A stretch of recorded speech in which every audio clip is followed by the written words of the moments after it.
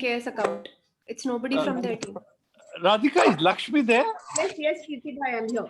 Hi.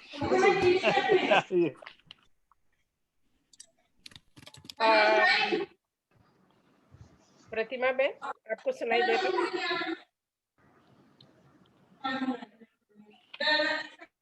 We're now live. The webinar has begun. Please start. Do I start now? Yes, sir. Please begin.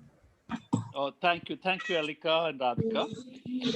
Friends, brothers and sisters, let me first extend on behalf of Habitat Forum, that is INHAF, and the partner organization, that's Mahila Housing SEWA Trust, and WIEGO, a warm welcome to the participants and the discussants to this 34th webinar of the 40 plus webinar series we've been running for a while.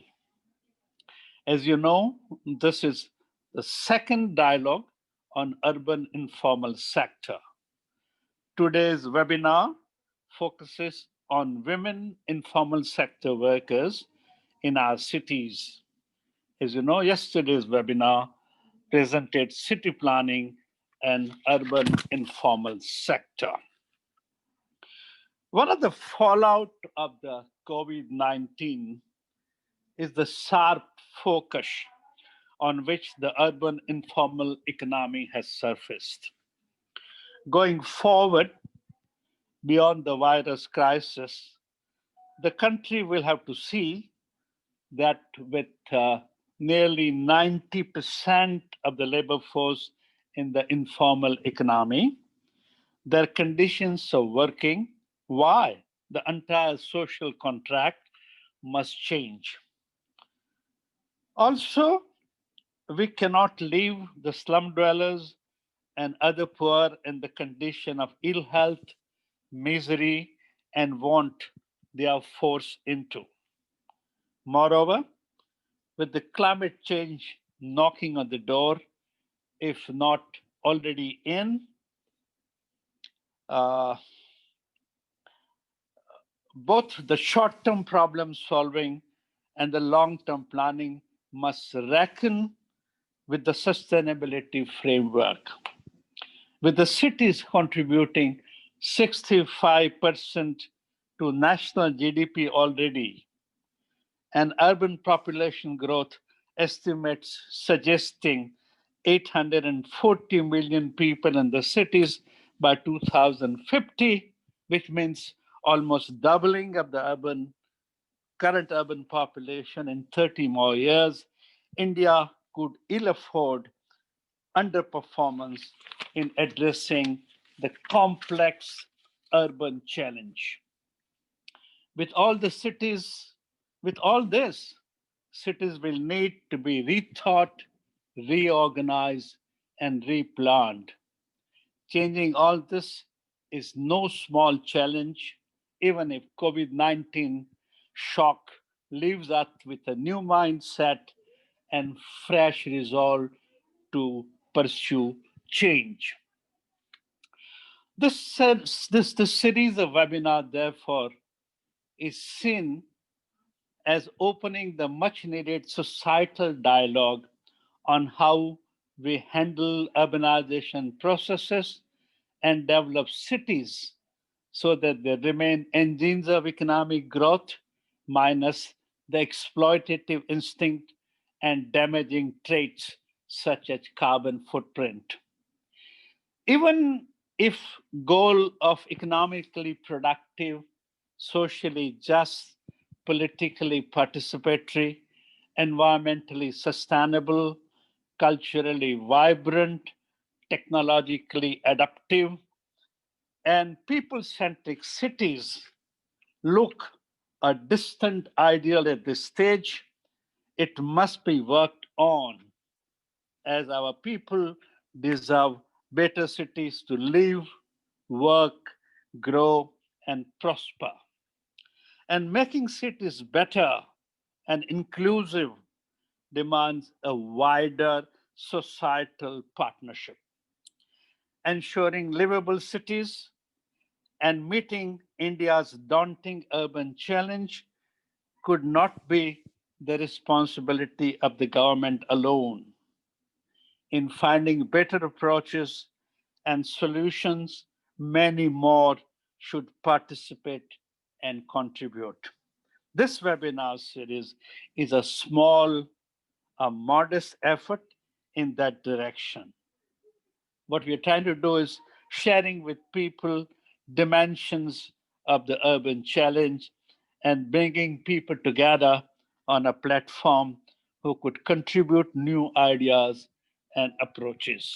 With that introductory kind of statement, I would hand over this to Ranana Ben for next 90 to 120 minutes to conduct this very important webinar on informal sector, especially women. Thank you very much. Ranana Ben? Thank you. Yes, thank you, Kirti Bhai. And I must say, and I hope people have been listening to the INHAF webinar series, which have been very innovative and bringing out real debate and discussion. This particular webinar, as the one before, has been organized by INHAF in collaboration with Mahila Housing SEWA Trust and WIEGO. Mahila Housing SEWA Trust is a organization which grew out of the SEWA movement and is based in Ahmedabad and is a mix of technical work and the local voices from the informal sector. And so far has covered a variety of issues ranging from infrastructure provision to housing to climate change to employment. WIEGO stands for Women in Informal Employment, Globalizing and Organizing, and is an international network of researchers, activists, and policymakers working in 55 countries. Actually, both for Mahila Housing Trust and for WIEGO, this is a landmark time. And Radhika, could you put up the two books, please? WIEGO has completed 20 years. Radhika, can you put this here? WIEGO has completed 20 years. And as part of its 20 years, it had brought out a volume on the informal economy, which is WIEGO's main work. And Mahila Housing Trust has completed 25 years. And I'm also a co-author in tracing all the different activities, not just the activities, but how women themselves have changed their circumstances and changed the cities they live in. So that's the City Makers. And I'm very proud that these two volumes mark so many years, 2 decades, 2.5 decades of work. Today's meeting, today's webinar is also about both the informal economy and these women who are the city makers, the women in the informal economy. We have a very rich discussion today, and it is rich because it's not only, well, first of all, it is rich because the people who are going to be speaking, and I'll be introducing them one by one, are women, all of them women, who have worked in this space for, again, many, many decades, and so are both fully immersed in the subject and are experts on the subject, but also, and even more in a way enlightening, we will actually have women from the informal economy telling us about their lives. Women in the informal economy in the urban areas. If you go to any slum area, you go to any middle class area, You go to any construction site, you will find women working. Unfortunately, women in the urban areas, the workers in the urban areas are unfortunately invisible. I would like to tell you some figures which you won't believe. Officially, these are the official Government of India figures. Only 15% of women in urban areas and 15% of women from the ages of 15 to 60, only 15% are working, which according to the government, only 85% are fully 85% are just domestic, do their domestic duties. Now, this is not true, because if you, as I said, if you go to any of the areas, you find that in fact women are working in so many different ways. The largest number of women workers are home-based workers, women within their house who manufacture products and services, maybe garments, maybe agarbatti, maybe papar, maybe any other food product. The second largest are domestic work. Actually, second largest are construction workers, and then are domestic workers. And then there are and most of them are women, home-based workers and domestic workers. Most of them are women. But there are substantial number of workers who are street vendors and substantial numbers who are waste collectors. Just to give you one example of the undercounting, I just got some figures for the city of Delhi. This is again official figures. According to the city of Delhi, according to the official figures, there are 12,000 street vendor women in Delhi. In the whole of Delhi, there are 12,000 street vendor women. SEWA works in Delhi, and SEWA alone in 7 areas of Delhi, just 7 areas out of about 23, have 15,000 members already. So it's like the women are working, but they do not exist. In this webinar, we hope to bring you one by one the actual women who are working. What is the attitude of the city towards them? How do they feel about the city? What have they done to improve their lot? And what do they think should be city policies to include these women, increase their productivity, and make them visible, responsible citizens? So I'm going to start. We have 4 speakers, or 4 sectors, I should say. The 4 sectors are home-based workers, domestic workers, street vendors, and waste collectors. So let me start first with the largest number, which is home-based workers. I'd like to introduce Janvi Dave. Janvi Ben is the international coordinator of an international network called HomeNet South Asia, working in the 8 countries of South Asia with women home-based workers. Along with Janvi Ben is Asia Ben, Asia Sheikh. Asia Sheikh is from Mumbai, and Asia Sheikh is a home-based worker who will tell us about her life.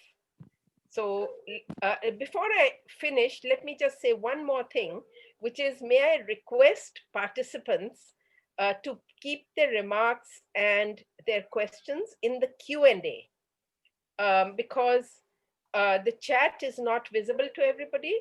So if you can do it in the Q&A, it will be very useful. And with that little logistic, let me hand it over to Janvi Ben. Janvi Dave, can I give it to you now? Sure, thank you, Renana Ben. And I'm also going to share my presentation. It's a short one. So thank you, Renana Ben, INHAF, Mahila Housing SEWA Trust, and WIEGO for inviting me to this webinar and introducing me. Before we start, Renana Ben has provided a bit about what HomeNet South Asia is, but I'll quickly introduce ourselves. We're a network of home-based worker organizations across all South Asian countries. We have 60 affiliates collectively representing over 900,000 home-based workers, of which 95% are women. Our members or affiliates are trade unions, producer companies, cooperatives, and other membership-based organizations of home-based workers. Renanaben had asked us to describe the sector that we work in. So a quick definition that home-based workers are workers who work from in and around their homes, producing goods or providing services. As they work from their own homes, generally isolated, it is difficult to get the exact numbers of home-based workers. But WIEGO has this excellent statistics team, and they've come up with a statistical brief on India. And as per their brief, there are over 42 million home-based workers in India. I also wanted to mention that home-based workers work across sectors. Renanaben also mentioned manufacturing, services, agriculture. They work in traditional sectors like weaving, embroidery, etc., but they also are present in newer trades like assembling motor parts, segregation of e-waste, and all of this is done from within their own homes. Their homes always double up as a workplace, and any impact on housing has a direct impact on their livelihoods. So say, for example, when workers were relocated to Saudagevra, a lot of them had lost their livelihoods.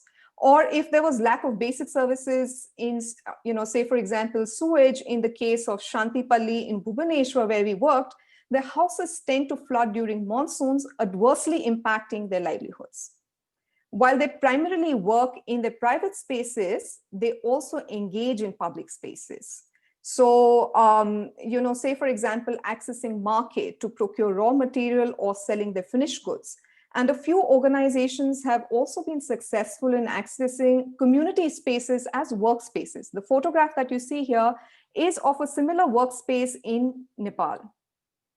Now, to talk specifically about women home-based workers, there are over 17 million home-based workers in India, lesser than men, but still a substantial number. The peak employment age of women home-based workers is between 25 to 44 years. This is also the age when women have a lot of care responsibilities, which is one of the reasons why women work as home-based workers.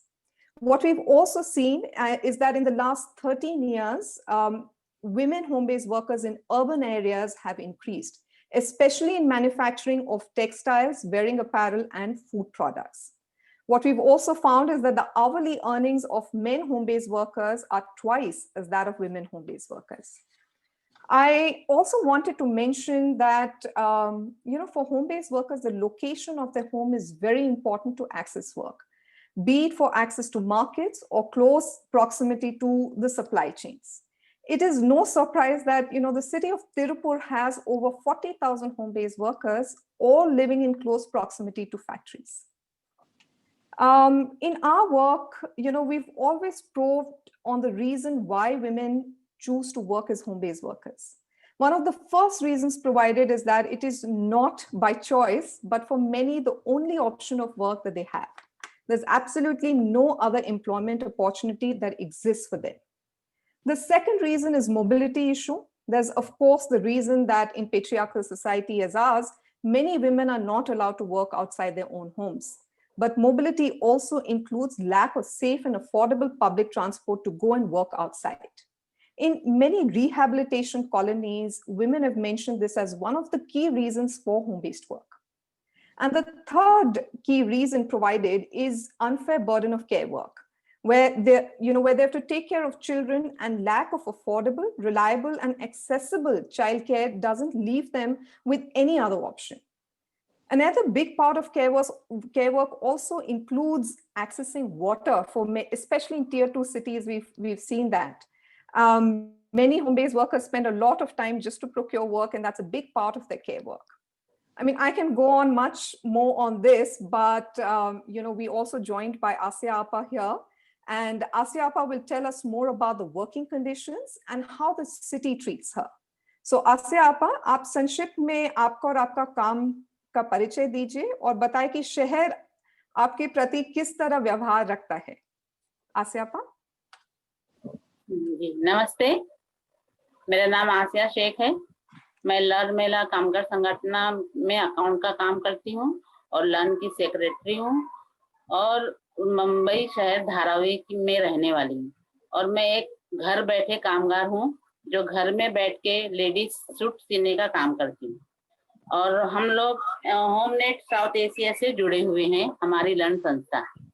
घर बैठे जो भी औरतें काम करती हैं, औरतों के साथ में मैं भी एक शामिल हूँ, मैं भी घर बैठ के काम करती हूँ। हम लोगों को बहुत सी परेशानियां होती हैं। हमारा घर छोटा होता है, छोटा होने की वजह से हम लोगों को बहुत सी परेशानियां करनी पड़ती है और घनी आबादी होती है। घनी आबादी होने की वजह से भी हम लोगों को परेशानी होती है। घर छोटा होता है, घर छोटे होने की वजह से हमारे घर में सूरज की रोशनी नहीं आती है। कुदरत की जो हवा जो हम लोग को नेचुरल मिलना चाहिए वो नहीं मिलती है। वो नहीं मिलने की वजह से क्या होता है कि हमारी सेहत पे असर पड़ता है। सेहत पे असर पड़ता है और जो हम घर में बैठ के काम करते हैं उसमें भी हम पर असर पड़ता है, क्योंकि घर में रोशनी नहीं होती, सूरज की रोशनी नहीं होने की वजह से हम लोगों को दिन के उजालों में भी लाइट का इस्तेमाल करना पड़ता है। लाइट का इस्तेमाल करना पड़ता है और आप लोगों को तो पता है कि आजकल लाइट की बिल कितनी ज्यादा आ रही है। लाइट की बिल आती है और उसके वजह से लाइट की रोशनी में काम करने से हमारे आंखों पर भी असर पड़ता है। और घर बैठे जितनी भी औरतें, मैं भी हूँ उसमें शामिल हूँ, उसमें हम लोगों को काम करने में बहुत ही परेशानी का सामना करना पड़ता है। और उसके बाद क्या होता है कि हम लोगों को मतलब मटेरियल रखने के लिए, हमारा घर छोटा होता है, मटेरियल भी हम लोग अपने घर में रखने के लिए परेशानी होती है। परिवार बड़े होते हैं, घर छोटे होते हैं, तो उसकी वजह से हम लोग घर में भी मटेरियल ज्यादा से ज्यादा नहीं रख सकते।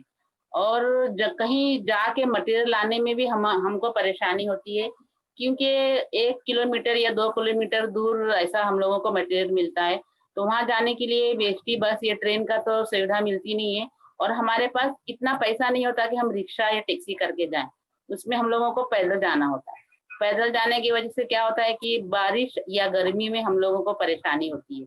परेशानी इसलिए होती है कि बारिश में जो भी मटेरियल हम लोग लेकर आते हैं वो हमारा मटेरियल बारिश के पानी की वजह से भीग जाता है और गर्मी में गर्मी का एहसास होता है।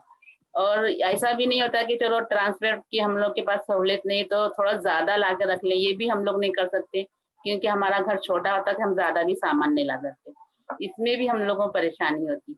और इसके अलावा क्या होता है कि आजकल जो ये महामारी फैली हुई है, महामारी में पुलिस सरकार जो एक योजना चालू की है कि बाहर मत निकलो, उसमें क्या होता है कि जब हम लोगों के घर छोटे हैं तो हमारे घर में बाथरूम नहीं है तो हमको शौचालय के लिए बाहर जाना होता है। बाहर जाने की वजह से पुलिस हम लोगों को मारती है, लेकिन वो मार खाते हुए भी हम लोग को शौचालय जाना ही पड़ता है। अगर नहीं गए तो हम लोग की सेहत के ऊपर बहुत बुरा असर पड़ेगा। इसकी वजह से वो भी स्लम एरिया में रहने की वजह से हम लोगों को बहुत तकलीफ का सामना करना पड़ता है। उसके अलावा ये कि जब हम यंग लोगों को बाहर निकलने में इतनी परेशानी हो रही है तो हमारे घर की जो बुजुर्ग औरतें हैं उन लोगों को हम लोग सेहत के लिए मतलब कभी बीमार पड़े तो उनको दवा के लिए लेके जाने के लिए हमको बहुत परेशानी का सामना करना पड़ता है। यंग को जब निकलने नहीं दे रहे तो बुजुर्ग को किस तरह से लेके जाएं? किसी तरह से अगर क्लिनिक तक हम लोग पहुंच भी गए तो डॉक्टर जो है बगैर हाथ लगाए दवा दे रहा है, हमारी तकलीफ को समझ नहीं रहा, उसको चेकअप नहीं कर रहा, जो भी हम मुंह से बोल रहे हैं उसके बाद उसके लेवल पे वो हमको दवा दे रहा है। ये भी हम लोग को परेशानी है। घर बैठ के हम लोग परिवार इतने बड़े हैं और घर छोटा है, उसमें हम लोगों को बहुत समझ के काम करना पड़ता है। औरतों के ऊपर ही अत्याचार क्यों होता है? क्योंकि औरतों को ही सब संभालना पड़ता है। आदमी तो सिर्फ बाहर से काम करके आके पैसा दे दिए, उसके बाद से उनकी जिम्मेदारी खत्म हो जाती है। लेकिन औरतों को देखना पड़ता है, घर में सास है, ननंद है, बेटी है, बेटा है, आदमी, हर एक को जिम्मेदारी से लेके चलना पड़ता है। औरतें बहुत से अत्याचार सहते हुए अपनी जिम्मेदारी निभाती है। और मटेरियल में तो ये कहना चाहती हैं कि मटेरियल रखने के लिए या हमको कहीं काम करने के लिए कुछ ऐसी एक जगह दे दें आप लोग कि जहाँ पे हम लोगों को सूरज की रोशनी भी मिले और आबोहवा भी अच्छी मिले और हम लोग अपना सामान भी रख के बहुत ही आराम से अपने घर से मतलब टेंशन फ्री होके हम उस जगह पे बैठ के अपना काम कर सकें। मैं इतना ही कहना चाहती हूँ आप लोगों को। शुक्रिया। Shukriya, Asyapa. I'll quickly translate what Asyapa mentioned. Asya Sheikh is the secretary for Learn Mahila Kamgar Sangathan. It is a trade union in Maharashtra, and she lives in Mumbai in Dharavi, which is one of the largest informal settlement in Asia. What she does is she's also a home-based worker apart from being secretary of Learn, and she stitches clothes. She stitches suits sitting out of her own home. She mentioned that there are many issues that they face, especially related to their home and livelihood. They have a small home and large families, so it's generally congested and crowded. Their homes don't have enough sunlight or ventilation. There are many health issues also they face because of that. In the daytime itself, they have to switch on the lights, and therefore the electricity bills are also generally quite high. There's a lot of impact that they have even on the eyes while doing the stitching work in the dim light. She talked about the fact that, they don't have enough space to keep raw material because the families are large, houses are small, and there's no space to keep the raw material. She also mentioned the fact that, she does go out. They have to go out and procure raw material. It doesn't come to their doorstep. So, which is about 1 or 2 kilometers away from home. And they don't get bus service or railway service to go there. So they either have to take a rickshaw or a taxi, which is very expensive. So they actually have to walk.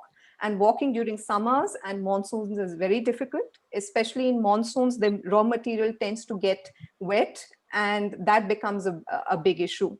She also touched upon the impact of the pandemic and the lockdown in itself. And when the lockdown was implemented, the police ensured that everybody had to stay inside their own homes. However, in the slum or the informal settlement where she lives, they have shared toilets. And despite being beaten, they still have to use the toilets. And she said, if it's difficult for her, think about, the older people also. She also mentioned about the fact that, it's very difficult to take the older people to the doctors and the clinics.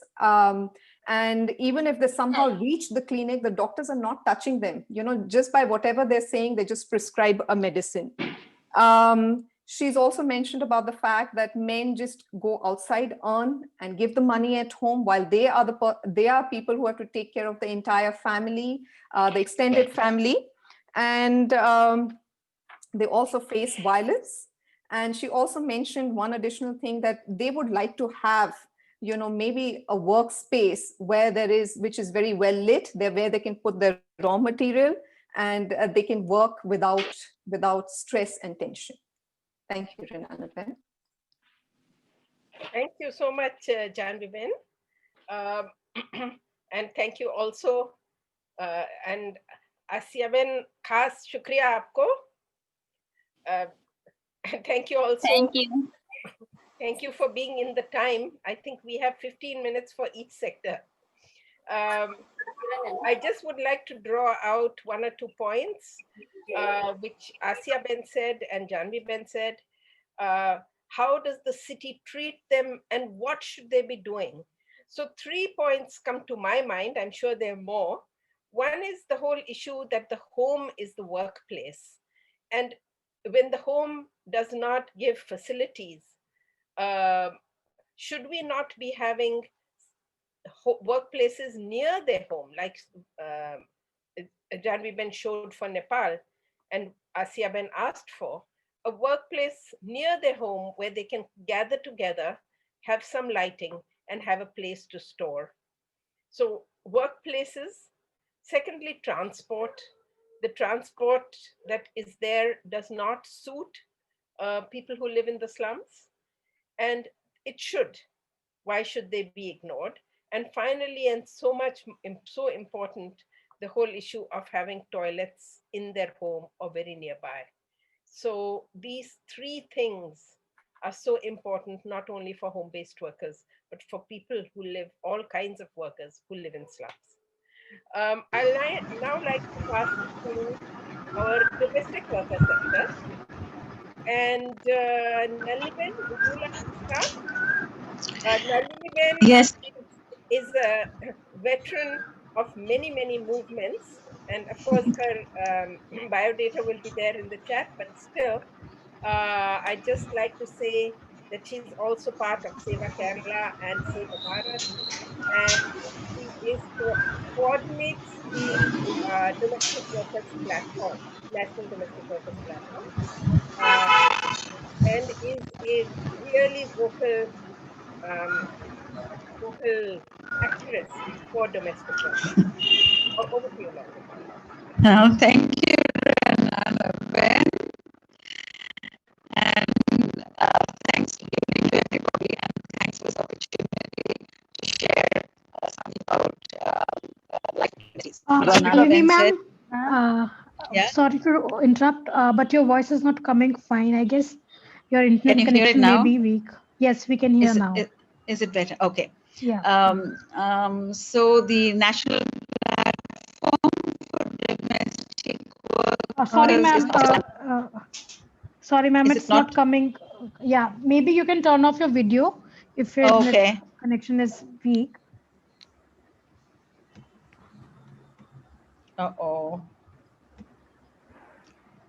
You think it's better now? Yes, please go ahead. Okay. So the National Platform is a platform small. Sorry, ma'am. No. Sorry to interrupt again, ma'am. No, I guess you can remove the Shall I? earphones and remove the Oh. earphones and speak. Is it better now? Please go ahead. I'll get. Okay, the National Platform for Domestic Workers is a platform of small and large trade unions of domestic workers, and it was started in 2013. I will tell you more about the platform and what we do together. But before that, probably I'd like Pratima Ben to share her experience as a domestic worker in the city of Delhi, and then I'd come back after her. Pratima Ben, आप अनुभव share करेंगे, please. There is a big problem somewhere. I think Radhika, I got to kind of put this together. Someone's mic is open, and therefore all kind of odd sounds are coming in. We're not able to hear Sir, her. it's not the mic. I guess there's some trouble on Nalini ma'am's end. I'll call her and I'll figure it out. But in that Sorry. case, in that case, Renana ji, can we switch her and start with someone else by the time her phone is fixed up? But I would like Pratima Ben to speak because she has to go back to work. I'll get onto my phone maybe in the meantime. Yeah, okay. Pratima Ben, yes नमस्ते बहन। नमस्ते, आप video कर दीजिए। हाँ ठीक है, बोलिए हाँ, प्रतिमा बेन। नमस्ते, मेरा नाम प्रतिमा है और मैं एक डोमेस्टिक वर्कर हूँ। बोलिए। हाँ, काम के ऊपर बता रही, मतलब आपको जानना है कि हमें क्या क्या परिस्थितियाँ आती है, क्या क्या मुश्किल होता है, तो उसी के ऊपर बताऊंगी। जैसे कि हम कामगार हैं तो हम घर से निकल जाते हैं, काम पर जाते हैं, वो लोग टाइम से चाहिए उनको। अगर बारिश में थोड़ा सा लेट हो जाए तब भी वो डांटेंगे, दूसरे घर में जाना के लिए बोलेंगे तब भी वो डांटेंगे।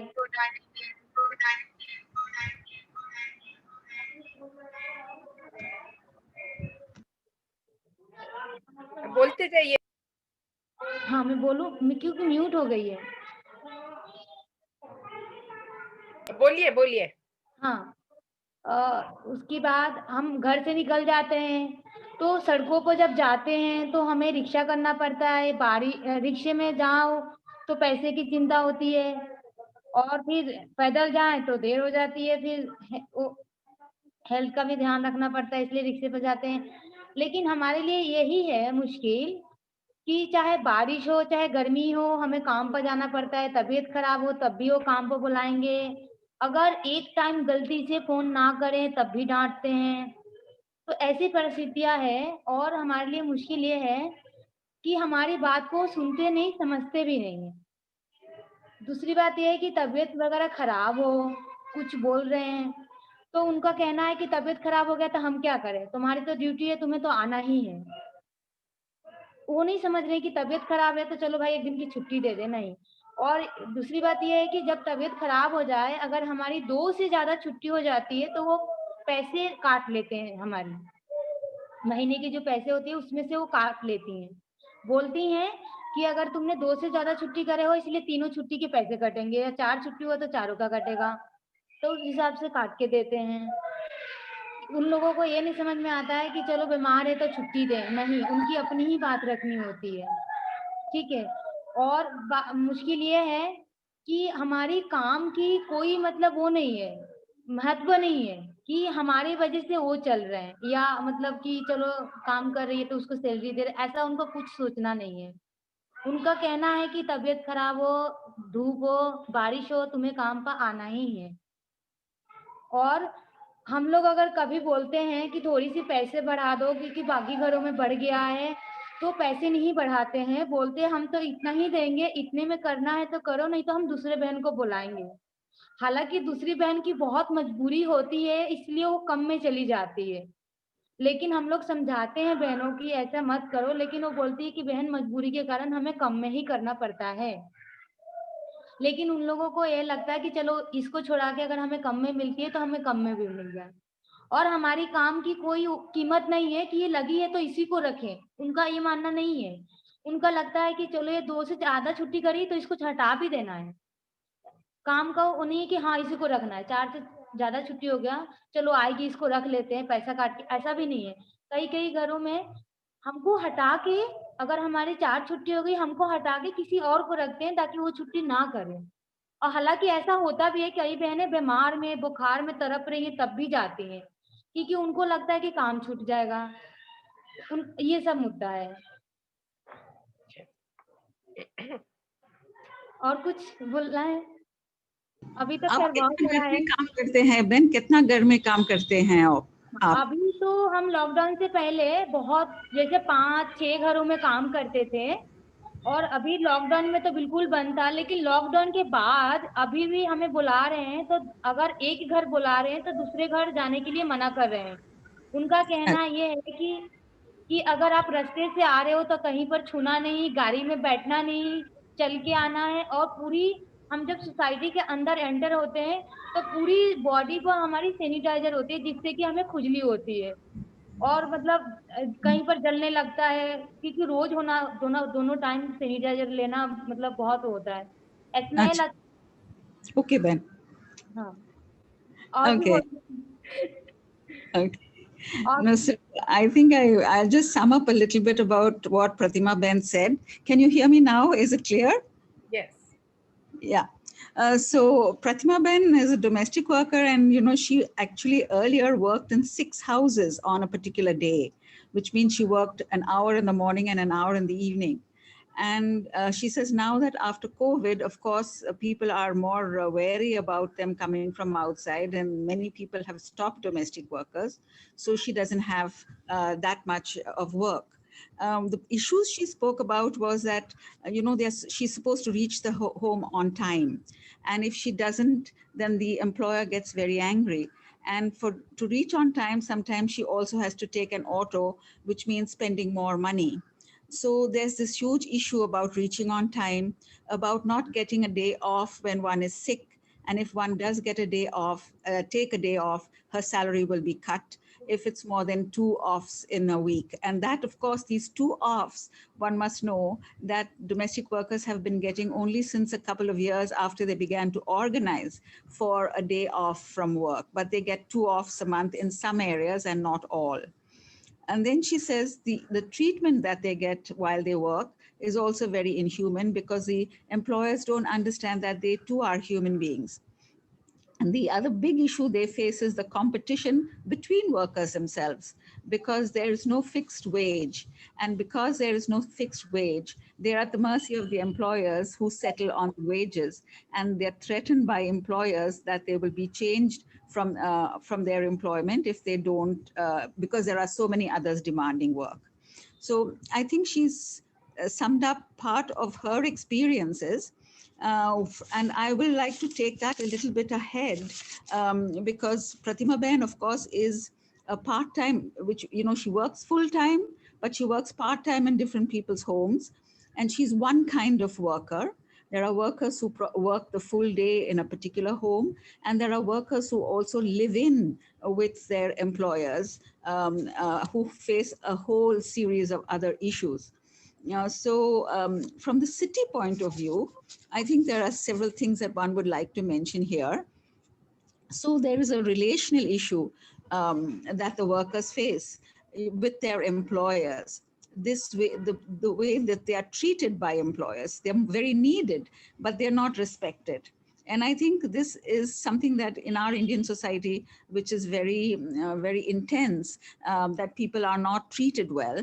And many of the workers, for instance, have to get into these gated communities, where there are security guards at the entrance, and they have to have their ID cards in order to go in. So they're seen more like a security risk.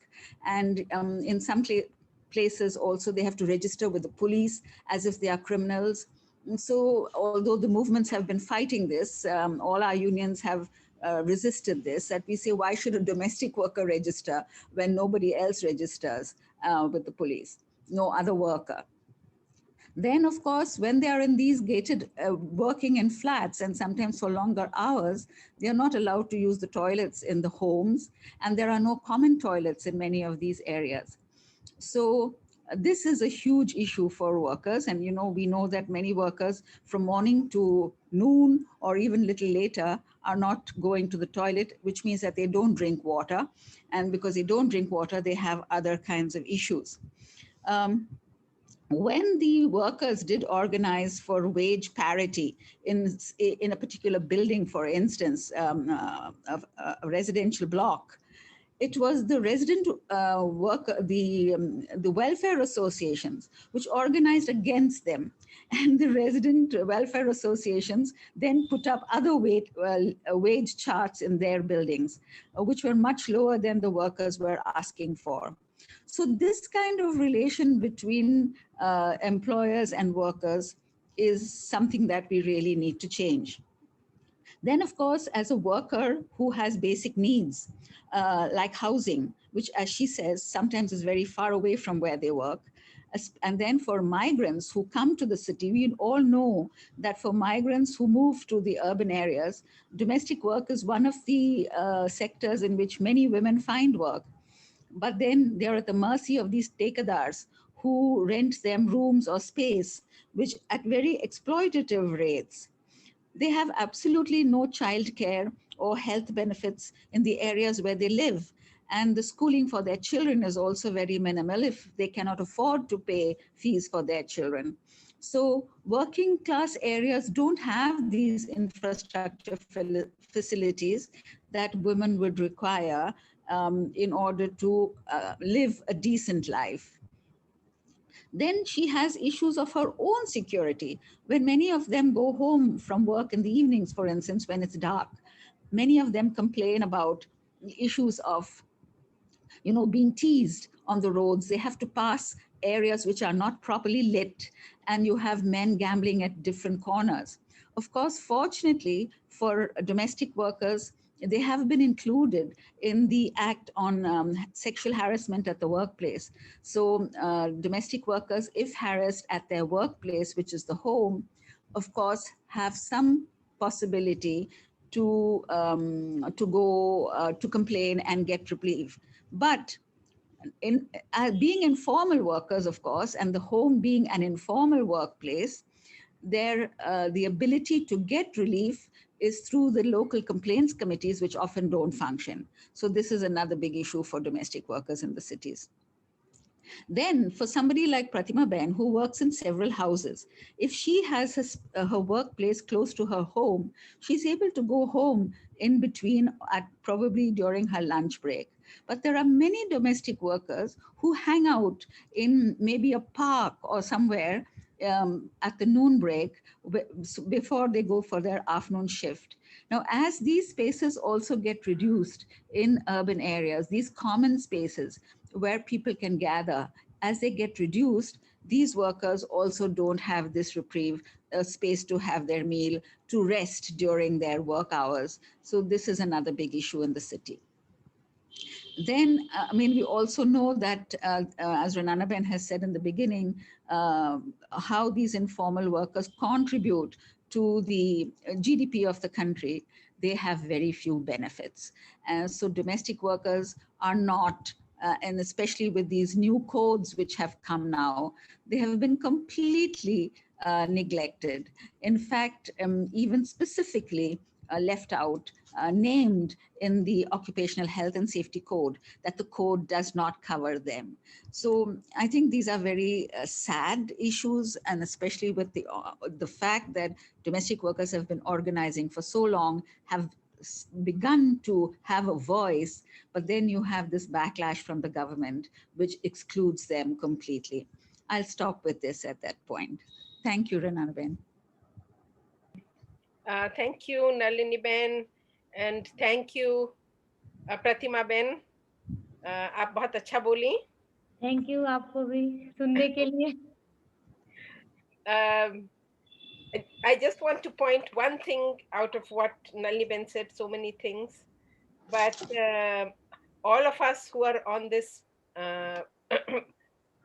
listening to this webinar or on this webinar, all of us do employ domestic workers, and so many of the middle class. So I think the issue here is, what is the relation between the middle class and the informal workers? And should we not be thinking of that as part of the city's, how to develop a city well, where it's not just an employer-employee relationship, it is a whole class relationship. And the classes really do need to live together rather than be exploitative of one another. I'll now pass to talking about exploitation, and a really exploited sector, which is the street vendors, who face physical violence a lot. And I will ask Manali Ben to take over. Manali Ben is the national coordinator of SEWA and has been many years fighting for street vendors, of course, for other informal workers, but for street vendors, both in Ahmedabad, many places in Ahmedabad, but also at the national level. She was very influential in getting the Street Vendors Act. So her CV, of course, will be up in the chat, so you can see more about her. And over to you, Manali Ben.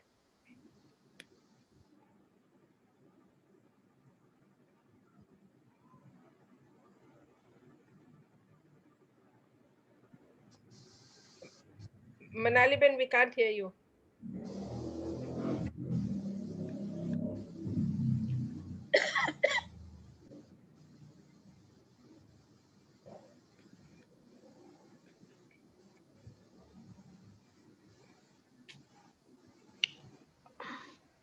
Radhika? Yes, ma'am. Manali ma'am, we cannot hear you.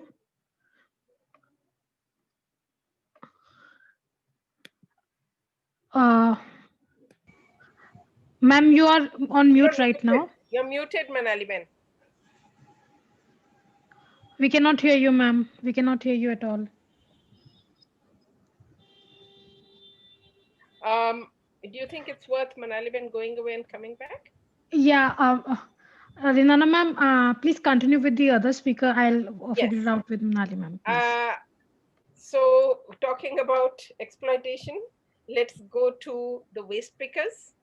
And Lakshmi Narayan. Lakshmi Narayan is with Surekha Ben, both from Pune. And Lakshmi, ever since I've known her for Lakshmi many decades, has been an active fighter for waste collectors, both in Pune as well as at the national level. So over to you. Will you speak first, or will Surekha Ben speak first? Okay, please go ahead. Surekha Ben, आप बोलिए. सर्वांना माझा नमस्कार. माझं नाव सुरेखा गायकवाड. कागद कागदपत्रा कष्टकरी पंचायतचे मी सभासद आहे. स्वच्छ प्लसचे अध्यक्ष आहे आणि दारोदार कचरा गोळा करण्याचे काम मी करते. आणि 1993 च्या अगोदरची आमची परिस्थिती इतकी बिकट, म्हणजे इतकी हे होतं ना कठीण, की सर्वांचा आम्हाला त्रास असायचा. माणसापासून वॉचमॅन, पोलीस आणि कुत्र्यांचा सुद्धा. का तर आम्हाला कचऱ्या कुंडीत उतरून तो कचरा काढायला लागायचा आणि लोक पण व्यवस्थित हे करत नव्हते का तर आमची साडी भरलेली असायची, त्या कुंडीत उतरणं, कागद काच काढणं, पत्रा काढणं, भंगार काढणं आणि अचानक सिक्युरिटी येऊन चोरीचे आरोप घालायचे की ही तर तुम्ही हे होतं, बादली होती, लोकांचे कपडे होते ते चोरले म्हणून डायरेक्ट पोलीस स्टेशन मध्येच घेऊन जायचे. आणि असायचं काय आमच्या पोत्यात तर कागद, कुठं बाटल्या दारूच्या, कुठं एखादं प्लॅस्टिक हे उष्टा असं असायचं, पण चोरीचे आरोप. आणि ते पोतं पाष्टी घेऊन कुत्रे मागं लागायचे. मग संघटना आली तेव्हा संघटनेला असं वाटलं की बाबा ह्यांच्यापाशी काहीतरी एक हे असाय पाहिजे, आयडेंटिटी पुरावा, म्हणजे काहीतरी की यांना लोकांनी त्रास नाही दिला पाहिजे, पोलिसांनी त्रास नाही दिला पाहिजे, वॉचमॅननी त्रास नाही दिला पाहिजे. मग त्यांनी आम्हाला लाल फोटो पास दिला संघटनेने की बाबा तुमच्याकडे एक ओळखपत्र कॉर्पोरेशन कडून की हे कचरा कमी करतात, चोऱ्या करत नाही, पण तुमचाच कचरा कमी करतात, कागद काढतात, पत्रा काढतात आणि तुमचाच. मग तशी आम्हाला ओळख भेटून मग थोडी परिस्थिती आमची सुधारली. लोक काय करायला लागले की बाबा कुंडीत उतरतात बाया, कुंडीत नको कचरा टाकाय, जे घ्यायचा कागद हे आहेत ते बाहेर आपण टाकावे. मग असं प्रगती होत होत गेल्यानंतर स्वच्छ आलं.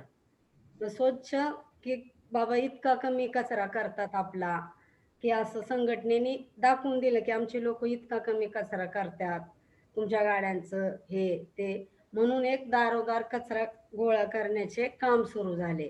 मग त्यातनं आम्ही एक प्रोफेशनलपणा आला आमच्या अंगात की गाडी, गणवेश, बकेट्स आणि बरोबर व्यवस्थितपणा की माणसाचा बघण्याचा दृष्टिकोन बदलला.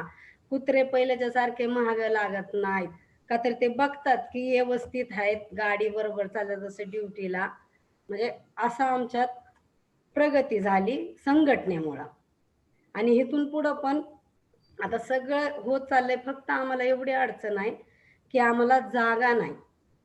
कचरा घेतो आम्ही तर वेळेवर गाडी नाही आली तर आम्हाला शॉर्टिंग शेड नाहीत madam.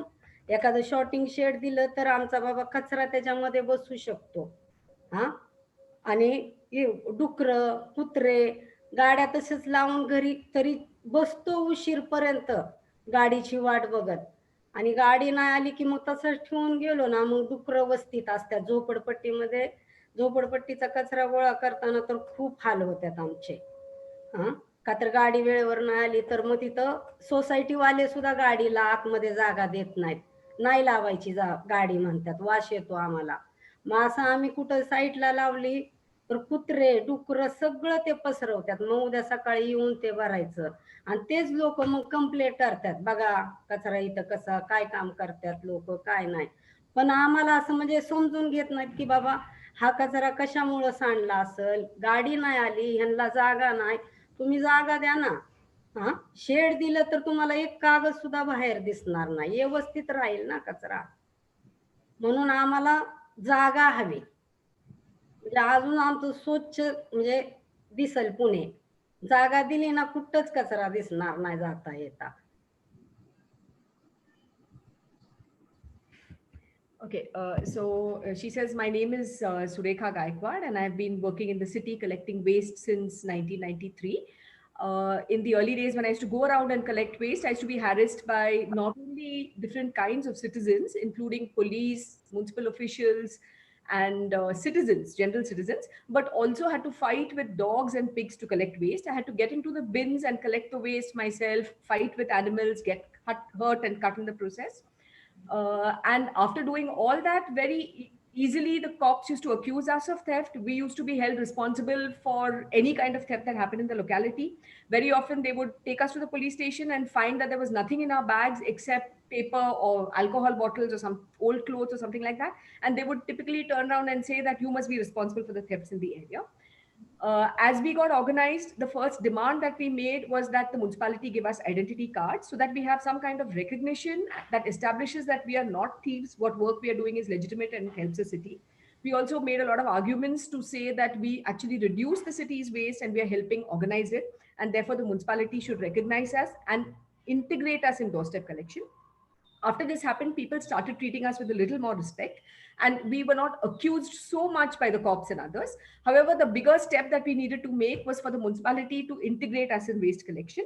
After Swachh was formed, after all the arguments were made for reduction of waste and so on, we started working much more professionally. We are now integrated in doorstep collection of waste. We go around house to house. We dress with uniforms. We have buckets. We have push carts that help us go around to collect waste. And obviously, people have been forced to change their attitude towards us. They look at us as someone who's providing a service, who's doing a duty. They don't look at us as scavengers, which is how we used to be looked at earlier. So definitely organizing and establishing to the municipality that the work we do is important and that it reduces the municipal costs and it keeps the city clean has made a difference. There's, however, a long way to go even now. Even today, one of our biggest demands, which has not been met, is we do not have access to spaces to segregate waste. A lot of citizens neither give us space in the societies to segregate waste. The municipality does not give us spaces to segregate waste. And if municipal vehicles don't come in on time for secondary waste collection, the waste lies around and people think we are responsible for it. It's not our waste. They should recognize that the waste is coming from their houses. And unless the municipality creates the spaces for us to sort and maintain this waste systematically, the city is going to look dirty. If they organize and give spaces for waste to be handled in a decentralized manner and for waste workers to work out of it, we will manage that to make the city look much cleaner than it does.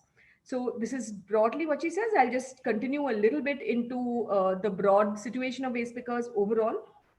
Like Surekha said, a lot of waste pickers in most cities in India are often criminalized. It's not only in India. The situation of waste pickers globally has been mapped and studied by waste picker organizations across countries. The prevalence of waste picking is much more in Africa, Asia, and Latin America, because these are relatively developing economies and waste management systems have not been so mechanized.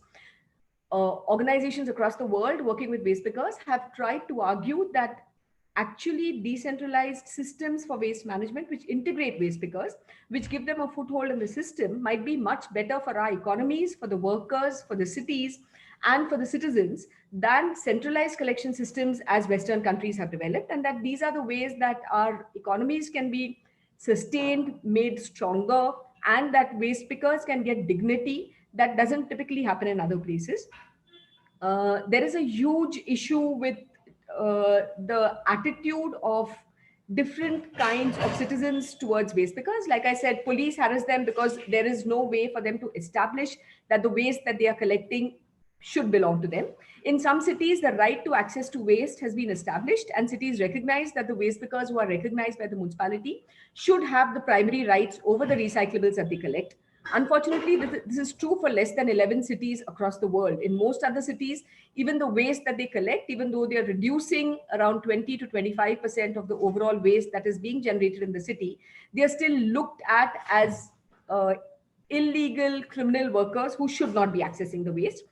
Unfortunately, in many cities, waste collection systems have displaced waste pickers instead of integrating them. Contract systems are in place. And in contract systems, contractors and municipalities prefer to hire males. Females are displaced. As it is demographically, waste pickers are largely women, they're largely Dalit, and they're of course from very poor families. Unfortunately, even though they are marginalized on all these counts, as cities so-called improve their waste management systems, they tend to take in more males. They tend to take in males because it's easier to hire them on contracts, to give them a daily wage, because men prefer to work with a daily wage, whereas a woman would obviously appreciate getting the money at the end of a month so that she can sustain her family more systematically with it. Waste pickers have been established in most cities as significantly contributing to climate change reduction, because they are mitigating climate change by diverting large quantities of waste from the landfill. Nonetheless, waste collection systems are getting more and more closer to centralized waste to energy kind of technologies, which end up burning the waste and don't give waste pickers any access to it. Now, a lot of waste pickers have argued across the world that waste picking in labor intensive economies is much better because it ensures that every last piece of paper and plastic is diverted from the landfill instead of increasing the mechanized collection of waste. Low cost models, which are pushcart based, do not have a very large environmental footprint, are much better for our cities in multiple ways. They also allow for more inclusive kind of practices in many places where waste pickers are employed by citizens for doorstep collection of waste. They develop a bond with the citizens recognize them just like they do domestic workers. Of course, like Renana Bain and Pratima Bain pointed out, being recognized by a citizen doesn't necessarily mean that they're treated well, but it definitely makes a difference, and more engagement with the middle class certainly makes a difference in the middle class attitude towards it. I'm not claiming that the city changes immediately, but a lot of positive change and inclusion happens simply due to more interaction, and allowing for these platforms and spaces that create more interaction between the middle class and the urban poor, who are so far invisible, unrecognized, and probably treated like the waste that they were collecting, makes a big difference in the cities and the citizens' attitudes towards them. Today in Pune, it's slightly difficult for the municipality to completely displace waste because the Swachh model as it is may or may not continue. But the city representatives, the municipality, the elected representatives will find it very difficult to wish away a waste picker completely.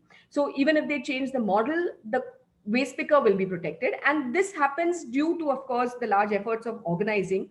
And currently in India itself, there are around 35 organizations of waste pickers. Around 40,000 of our country's 1.5 million waste pickers are part of some organization or the other. Of course, the numbers are much bigger. Like I said, less than 50% of the waste pickers of India are organized, and being organized, unfortunately, has not necessarily meant that they have access to various benefits. Our demands are various, and across this country depends on the city where waste pickers come from, because depending on the levels of integration that they have managed for themselves, the city looks at them differently. I'll stop here. Thank you. Thank you so much. I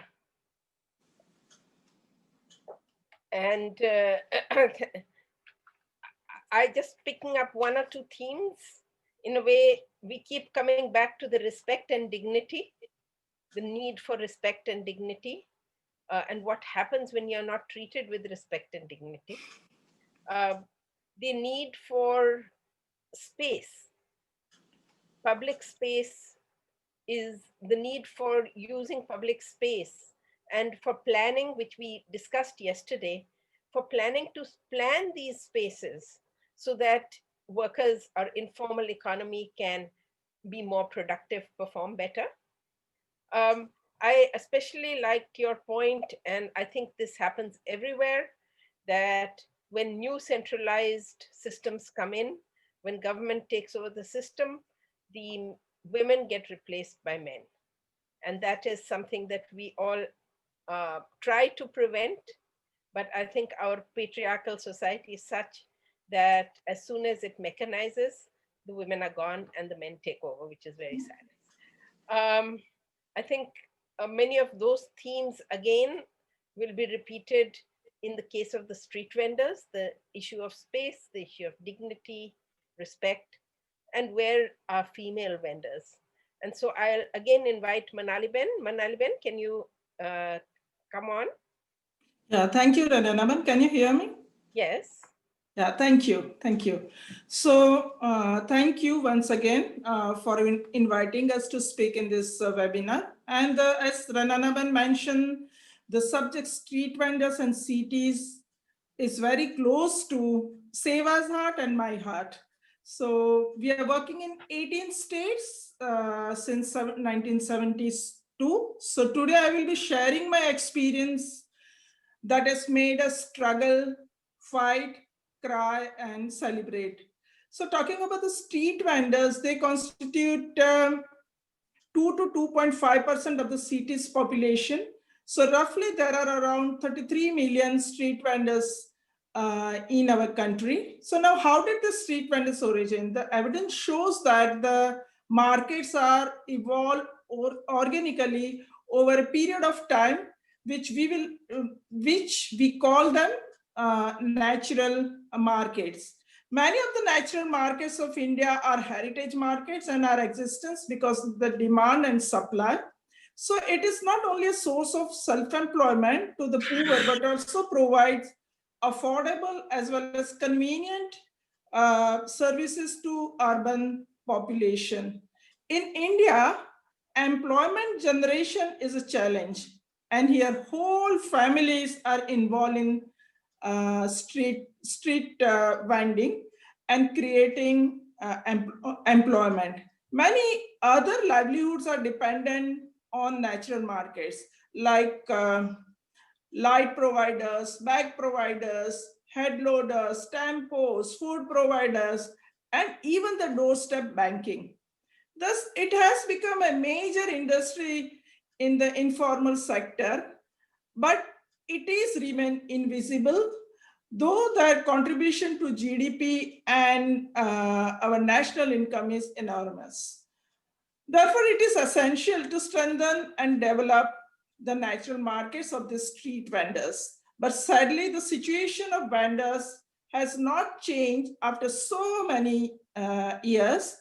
The smart cities do not have the place for them. They are beaten, evicted, harassed, and their goods are confiscated by the police and municipal authorities. Current COVID situation has made the situation worse. The street vendors are losing their livelihood. Nearly 98% of street vendors have incurred debts at the high rates of interest of 3%. One of our vegetable vendor, Reva Ben, said, we would not die of COVID, but we will definitely die of hunger. Government has issued COVID SOP guidelines for all businesses. Gyms are open, malls are open, but has not issued COVID SOP guidelines for the natural markets of the street vendors. Moreover, it is clearly came out from the COVID crisis is that the street vendors have no social protection. SEWA's own social protection like WIMO SEWA, insurance, that is insurance. SEWA Bank covers our vendor members by providing insurance, healthcare, savings, and credit. Childcare centers are also essential for the vendors members in the natural markets. We're going to start it. So the reason is that the policymakers, citizens, and government does not acknowledge their coexistence, and the policies are not framed keeping the natural markets, tradition, and culture in mind, but is simply imported from the developed cities like Tokyo or Hong Kong. The middle class residents, though they want to buy fruits and vegetables from the vendors, but they do not want vendors in their locality or surroundings. The SEWA struggle for 2 baskets worth of space in our city started from Manekchuk, that is a natural market in Ahmedabad, and led to Vijay Chowk in Delhi. So talking some ups and downs of our vendor struggle. In year 1981, SEWA filed a case in the Supreme Court for right to vend. In 1984, for the first time, our founder Ela Ben introduced a resolution for the statutory policy that recommended a bill on the status of street vendors in the parliament.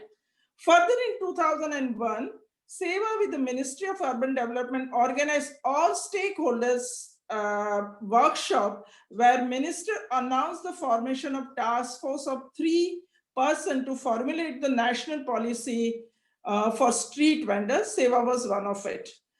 As a result, national policy for street vendors was enacted in 2004. We demanded central act for the street vendors in 2010, and we made a draft of it. We made a presentation before the Parliamentary Standing Committee regarding inclusion of important provisions in 2012, and same was approved by the group of ministers.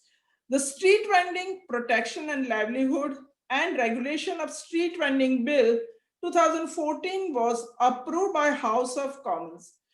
As the same was unanimously passed by both the houses in 2014 due to SEWA's initiatives and after hunger strike and lot of negotiation advocacy in the parliament. So it's a long struggle of 40 years. But one thing we learn from our dealing that the street vendors are not priority with the government. We also experience that only talking up the issues and problems does not work. We need to provide solution to them. So I would like to just share with you one example of Bhadra Natural Heritage Market of my city. So this market is situated in the middle of the city and hosts Bhadra Fort and famous temple of goddess Bhadrakali. More than 576 street vendors, members of SEWA, on their livelihood from the vending in this natural market. In 2010, our corporation undertook development work and assured that vendors shall not be evicted. But in November 2014, announced draw to allot the vending places. That means that the vendors selling footwear will get vending place near temple and vendors selling worship items far away. We had no alternative but filed the court case and stay order was granted. But now struggle was how to include the street vendors in the development plan. The vendors only know what is best for them. So they sat with the architect and made a schematic plan in participatory process with the corporation. The real problem arose while allocating the vending spaces to the vendors. We knew that some places were encroached by antisocial elements. There also we fought to remove them. The whole process was most important in developing the trust between us and corporation and police. We gave them identity cards and corporation approved it. And based on our identity cards, corporation also issue identity card. The whole process was possible only because of the strong leaders and the Street Vendors National Market Committee formed in Bhadra. Now they have registered as their own association and our role remains just a facilitator. So in our country, the vendors and the public at large were were always in coexistence. Whenever we go out, we see riots of colors, street vendors wearing colorful ethnic clothes and selling beautiful products rich in colors and fragrance ranging from fruits, vegetables, bangles, bags, and whatnot. So moreover, we find variety of vendors in pushcart, ringing bells, vendors on spreadsheet, vendors vending outside their houses in slums, making our cities attractive. Now we have to decide what we want. We want cars and vehicles rushing by making pollution, blowing horns, which increase carbon footprints. So I will stop here and I will just request my colleague, Jignasa Ben. She is a leader, vendor leader, and she's the second generation in SEWA. So Jignasa Ben, tame bolsho? And I request Janvi Ben to translate. Thank you. नमस्ते, मैं street vendor हूँ। मेरा नाम जिज्ञासा है और मैं सेवा की दूसरी पीढ़ी हूँ। मैं अपनी माँ की उंगली पकड़ के मैं सेवा में आई हूँ और मैंने वेंडर बचपन से ही सेवा को देखा है और वेंडर्स का संघर्ष भी देखा है। और मैं अपने प्रश्न की बात करूँ तो वेंडर्स की जिंदगी संघर्ष है। तो देखने जाए तो एक तो पुलिस मारती है, पुलिस वाले आके मारते हैं, और दूसरा के नगर निगम वाले आते हैं तो सारा सामान ले जाते हैं। मैं छोटी थी तब मैंने देखा है कि अगर पुलिस वाले मेरी माँ को मारते हैं तो हमें उन्हें अस्पताल ले जाना पड़ता है। और अगर नगर निगम वाले आके हमारा माल सामान ले जाते हैं तो उस दिन हमारे घर में चूल्हा नहीं जलता था, क्योंकि माल सामान लाने के लिए सारा पैसा तो माल सामान लाने में लगा दिया और वही माल सामान नगर निगम वाले ले जाते थे। और मैंने बहुत संघर्ष हमने जीवन में देखा है। और जब मैं बात करूं तो हम सेवा में जुड़े कि हम वेंडर्स को हक मिले और उनके लिए कुछ कानून बने। तो हम मैं दिल्ली गई, वहां हमने धरना किया, सेवा के साथ में दिल्ली गई थी, वहां हमने धरना किया, भूख हड़ताल की, और सब संसद से मिलके हमने सबको वेंडर्स की यानी कि हमारी खुद की बात उन्हें बताई, हमारे जो संघर्ष है उनको समझाए। तो जब पार्लियामेंट में हमारे लिए जो कानून पसार हो रहा था तब हम वहीं थे और हम गैलरी में बैठे, हमने देखा कि जब हमने सांसद को सबको हमने हमारे संघर्ष के बारे में बात की तो वही संघर्ष उनको दिखाई दिया, और जब हमारे लिए कानून बना तो सब सांसद हमारी एक हो गए और हमारे लिए कानून पसार हुआ। तब मुझे वो मेरे लिए जीवन की सबसे बड़ी खुशी की बात थी जब कानून बना। और मैंने सोचा कि मन में कि हाश अब हमारी परेशानी कम हो गई और हमारी आने वाली पीढ़ी अपना उनको परेशानी नहीं होगी और वो अपने लिए अपना रोजगार सही से कर सकेंगे। लेकिन अभी भी मन में एक प्रश्न है, क्या ये शहर हमारे वेंडर्स के लिए नहीं है? क्या हमारे लिए यहाँ जगह कहीं नहीं है? और जो सेवा सोचती है, सेवा करती है, तो क्या वो सरकार नहीं सोच सकती, सरकार नहीं कर सकती? बस इतना ही कहना चाहूंगी। धन्यवाद।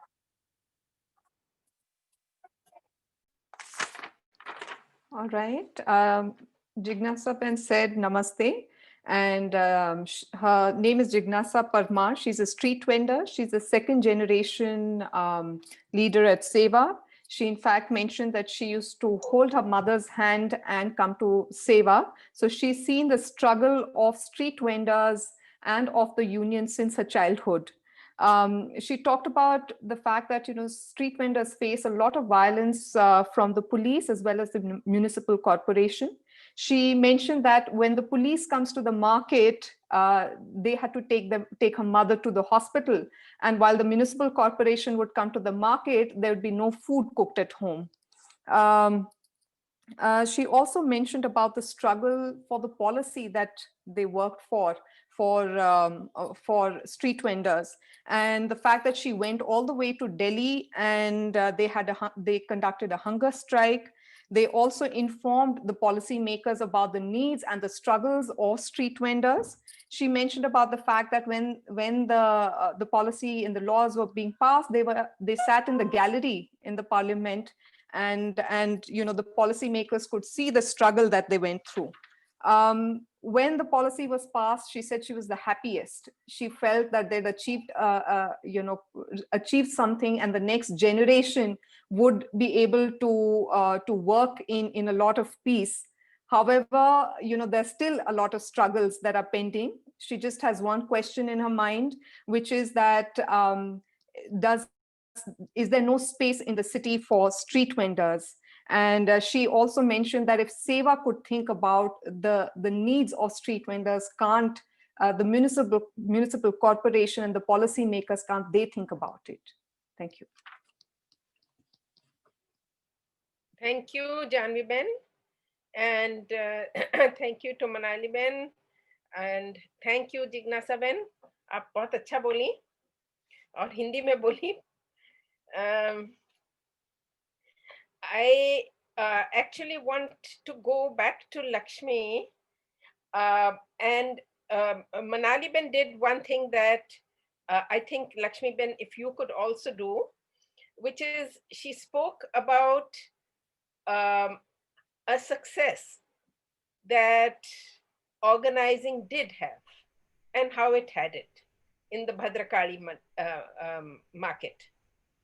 So I'm sure, I know that for all our work, it is 3 steps forward and 2 steps backward, but still that 1 step forward, if we can speak about that, and if you could give one, maybe even one hope to us by telling us something positive or what you have done, both of you together, so Dekhaben, yourself, what you have done to change things. And not on a general, but a specific example. But I also will now at this stage begin to add some of the questions. So a lot of questions for you relating to caste that you mentioned, and it's true also, waste pickers are usually from a particular caste. The question is, there are a number of questions. One is that, does organizing help to break the caste barrier? Another question is that what we have done in this case is upgrade the waste pickers, but they still remain within the same sanitation area. Can they break out of that sanitation area and go elsewhere? So I think a number of things relating to caste, because in our societies, caste and occupation often are very closely linked.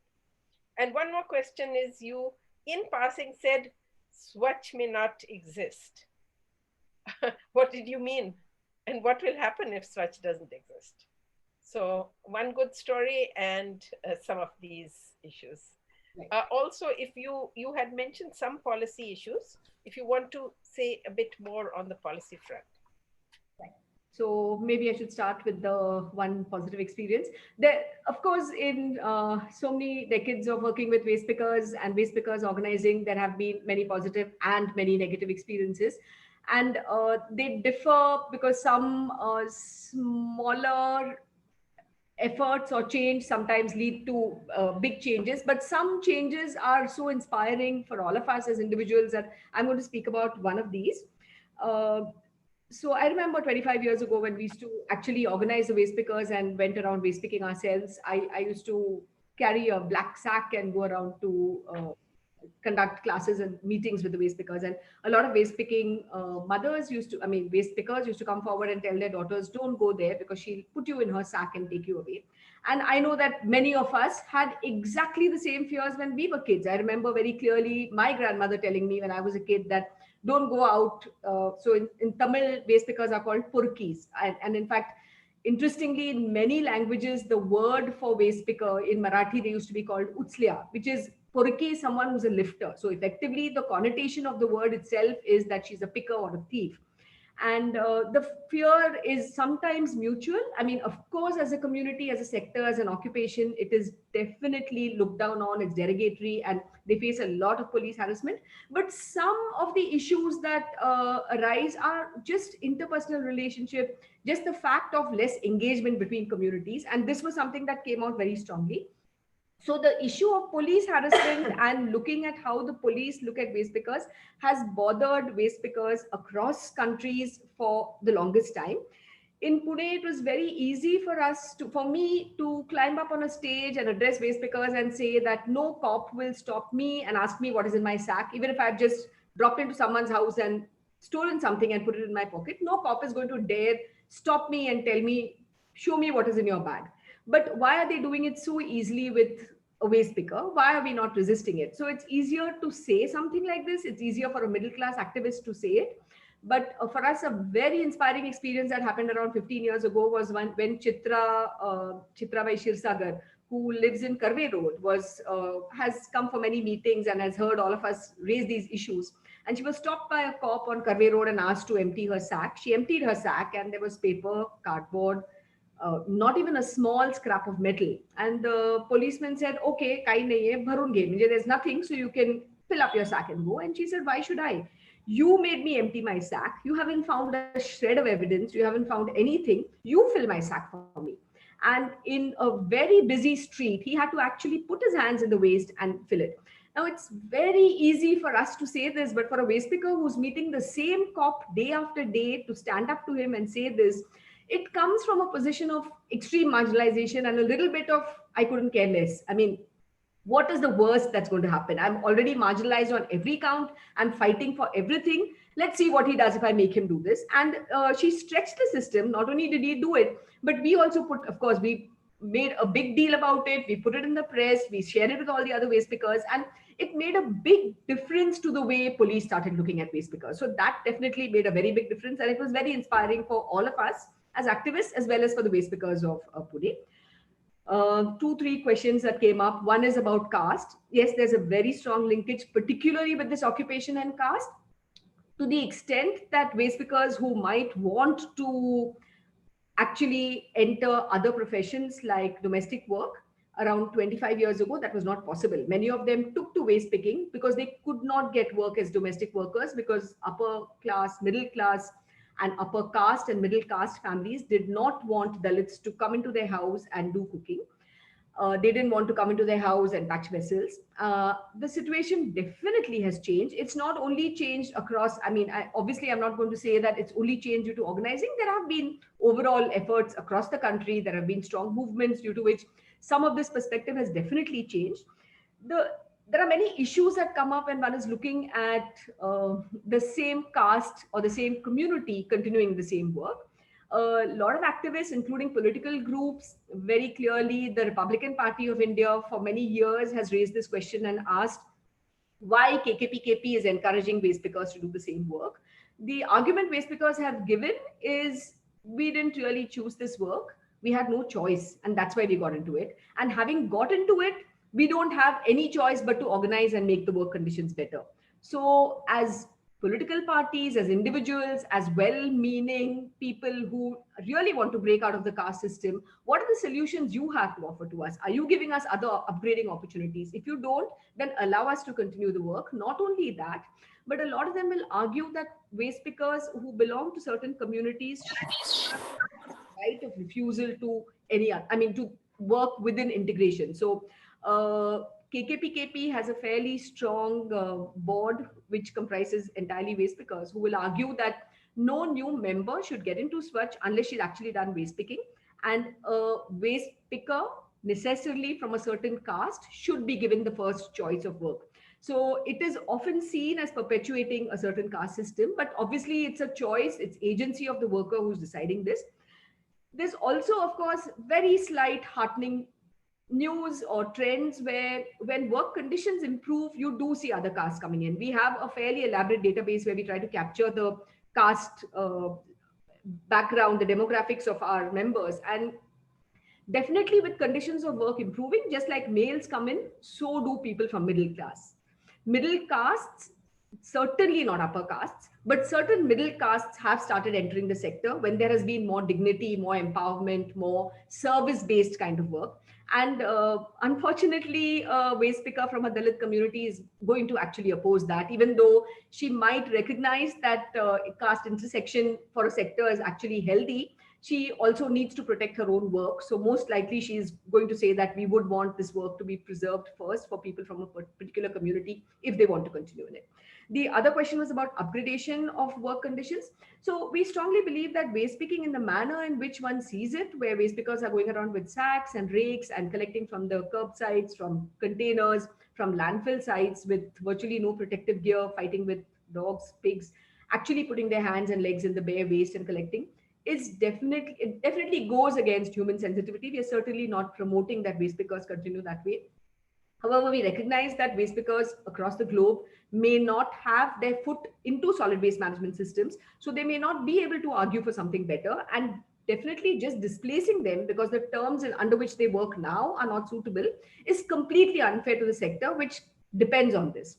So we argue that enhancing conditions of work and offering decentralized, sustainable, environmentally friendly and economically efficient waste collection models, which integrate large numbers of waste pickers, is a much better way to ensure that their work is not only continued and they're not displaced, but it's also enhanced where they have better terms of work. And where I come back to the Swachh model, in a city like Pune, where every individual and every waste picker also has an opinion and an opinion of their own. It's a very opinionated city. Every citizen who gets a little engaged with issues wants to engage with what waste collection systems, what waste management systems, what the SWM system should look like. And everyone has alternate models. Many of them will argue fairly articulately, and I include corporators, elected representatives and municipal administrators in this, who will argue that the Swachh model, which depends on a user fee, where a waste picker goes around house to house and gets a user fee from the citizen and the access to the dry waste and a slew of welfare benefits, that this model actually does not give the worker as much as a contract-based minimum wage model will look like. And they will argue that we want to actually move to a contractual system, but we will ensure the same waste pickers are taken in that. The reasons for this are many. There definitely are very strong vested interest in contract models, and that's why municipalities across the board want to promote them. There are cutbacks which are simply not ever going to be an option in a decentralized model like Swachh, which is a low cost, low carbon footprint model. So different kinds of people are going to promote different kinds of model for various kinds of vested interest. There are also perhaps some truly well-meaning people who believe that an 8-hour workday, which offers a minimum wage for a waste picker, is likely to be a better model for the city and for the worker herself. I'm willing to grant that there might be some truly well-meaning people who think that. But the strongest argument that a waste picker who's part of Swachh will make is that she would much rather have her autonomy, her flexibility, and her agency, which is not possible in a contractor-driven model. I hope that's answered most of the questions. Thank you. I think it has, and let's hope your fight for the Swachh model continues. But as we know from many cities, there is a real desire to have these contract models with these big companies. And part of the reason, as we well know, is that it also involves a lot of kickbacks. So, and the Swachh model is clean and honest. So that always is an issue. I am going to move to Manaliben. Manaliben, you did describe a very nice example of success. I want you to talk about, we have the Street Vendors Act since 2014 actually. What should cities do now, given the act? That's one question. You answer that, then I'll come to the next.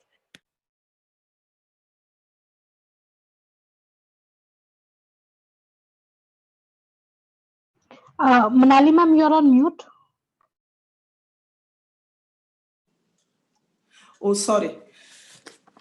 I think there are 3 or 4 steps to implement this Street Vendors Act. One is that it needs to be implemented uniformly in all the state cities to protect the livelihood of the vendor. Second, I will give you some figures that many states have framed the state rules, but the town vending committee has not been constituted. So very first step is that the every city should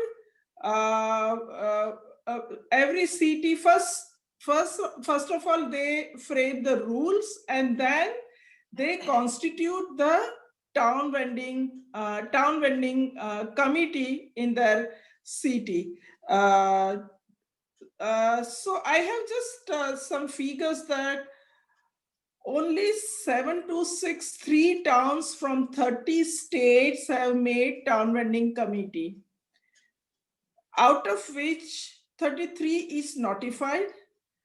Out of 33 notified TVCs, town vending committee, only 50 of town vending committees has issued identity card. So there is a need to constitute the town vending committee in all the cities and make them functional. Second, very important step is the mapping exercise. Survey should be undertaken by the town vending committees. All the vendors can be provided certificate of vending. And the third is that there is a need to constitute multi-stakeholders committee comprised of unions of street vendors by Urban Development Authority. And this committee should meet every 6 months to monitor the implementation of the Street Vending Act. So these are 3 to 4 steps which I recommend. Thank you. And now let me get to the questions that have been asked for you. First is a question that how can urban design and planning, city planning, actually contribute to the betterment of vendors? Then the second the other questions all relate to women vendors, because vending is both men and women. So do you have any knowledge, and I think we don't actually, how many No. women vendors have I know this, I know the answer to that. That's why. How many women vendors have actually got the advantage of Swanidhi, the 10,000 rupees in the country? I think So, it is on the, I don't know, but so I do know guess it's on that. the website. It's on the website, Yeah. but they don't do a male-female breakup. They Okay. don't do a male-female breakup. So yeah, the answer to that is we don't know how many have got it because they never do a male-female breakup. And only certain states I heard getting large numbers of Swanidhi benefits, and some states are not getting it all. Then the other questions relating to women vendors. Can you tell what is the kind of access that women vendors have to benefits under the Act? For example, and this is my addition, for example, and this is not just not just for Ahmedabad, but overall in India, are women part of the PVC? Are they taking women as part of the town vending committees? Are they giving women identity cards or space? So that's the second thing. And the third thing is, do you find that, especially for women vendors, there may be more violence against them in some way, whether it is sexual violence or other type of violence, and also discrimination against women vendors? So first I will answer your question on violence. Yes, they do face the violence they are beaten up by the police many a times. So I remember one incident. So in one of the natural market, police came and they asked for the vegetables free.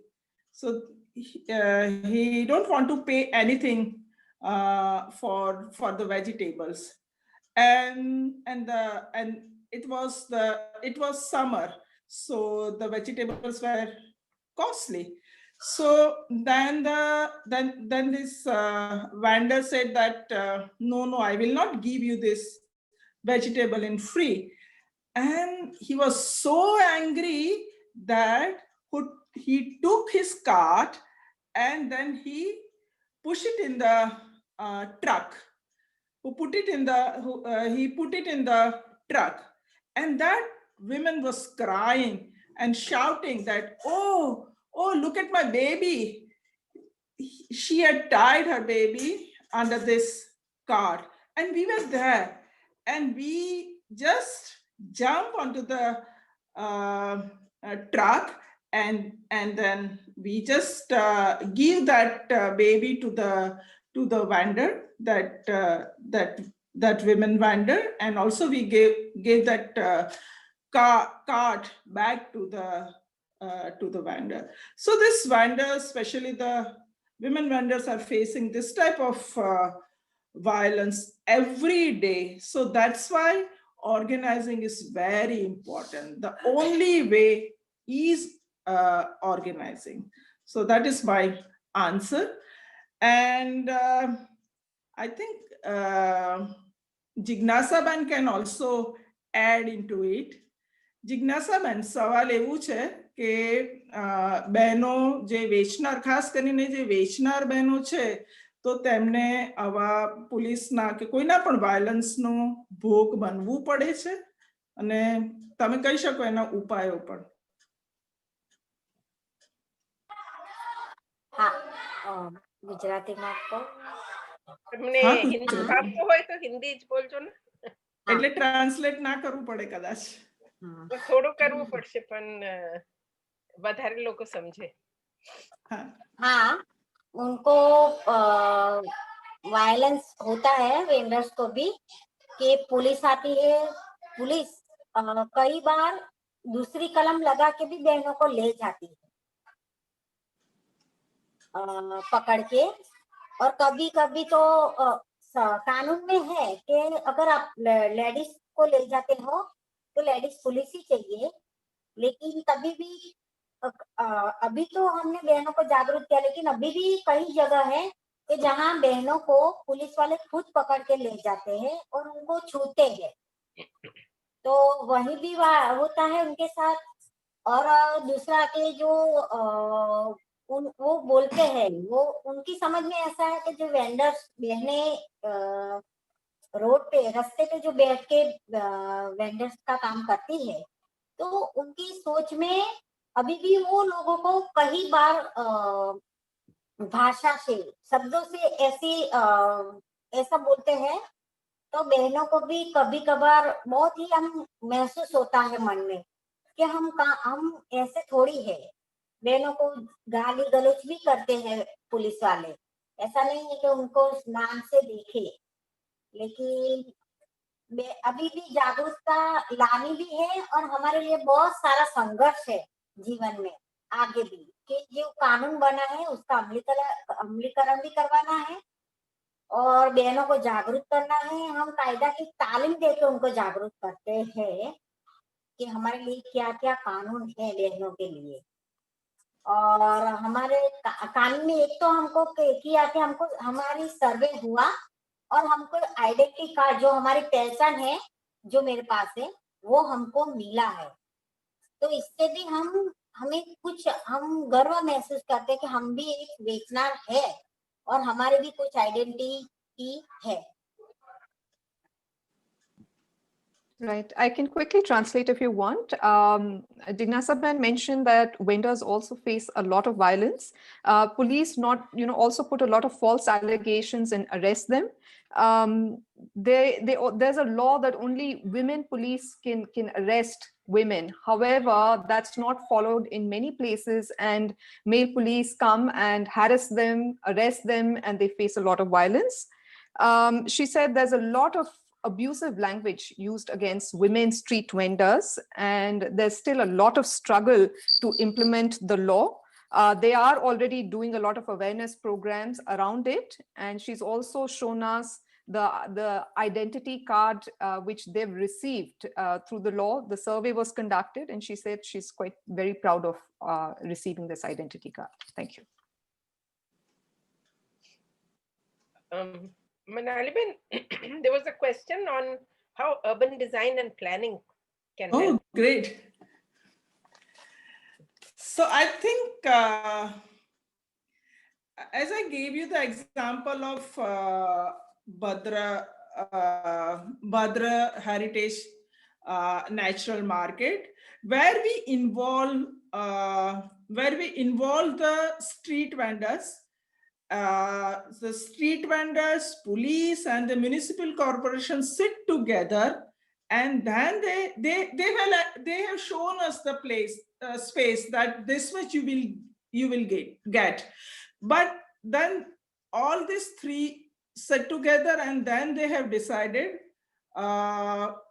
how much space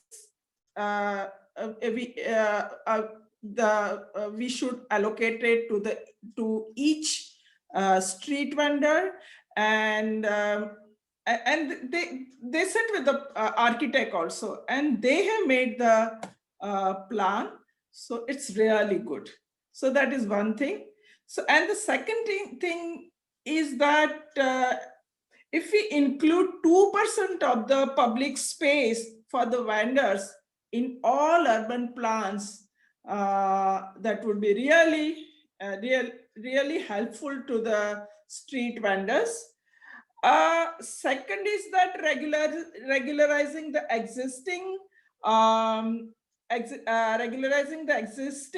vendors in the natural market in a planned manner. That is by making schematic plan and by recognizing vendors. And third is that city infrastructure projects should be planned and undertaken in the participatory process with the affected sector like street vendors.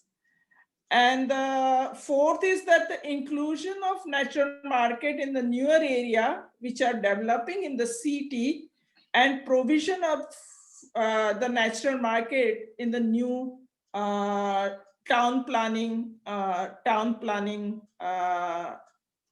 schemes. And lastly, the issue of the street vendors should be not seen in the isolation.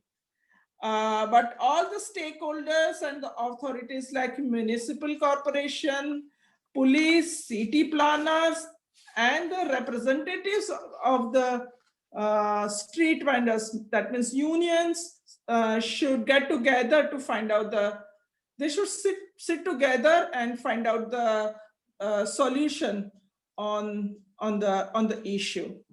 Thank you. Thank you so much, Manali Ben, Jignasa Ben. And now actually we have only about 15 minutes left. So I will now go to Nalini Ben on domestic workers. And Nalini Ben, you did talk about what type of policy is required. If you want to say anything more on that, but what would be really nice is if you could also talk about one step forward or some success that the campaign, that the platform has achieved. And when you've done that, then I have one question for you. I might as well tell you the question. The question is, there are also male domestic workers, and we have been talking about female domestic workers. What would you like to say? Are they part of your campaign? How do they interact? What is the difference? Can you say something about that? Yeah, I'll start with the fact that it's true there are male domestic workers. Most of us work with the females because they are the majority. But there are some unions that do have male domestic workers. But, you know, particularly in SEWA, we are a women's union and we work mainly with women. And I must say that in India, somehow, most of the unions that are members of the platform work with women domestic workers. From your other questions that you asked, Renana Ben, sorry, I was busy getting my mic set. Would you say the first question again, please? The first was not really a question. This was the only question in the question and answers. But I think, unless I missed something. But what I said was, what we didn't hear from you was some success story. Something that by organizing, if you had made a difference. Have you made a difference? Can you give an example? Okay. You know, our main ideas has been how workers would get first an identity as a domestic worker. So the fact that, you know, when they join a union, they get an ID card actually really helps them when they go to work. So we've had instances where, you know, and I explain, maybe I'll give you two examples. One was when on Domestic Workers' Day, for instance, which is the 16th of June, when the convention was achieved by the domestic workers, the ILO Convention 189 is celebrated as Domestic Workers' Day. And on that particular day, workers from everywhere organize. And we have been organizing what we call a My Fair Home campaign.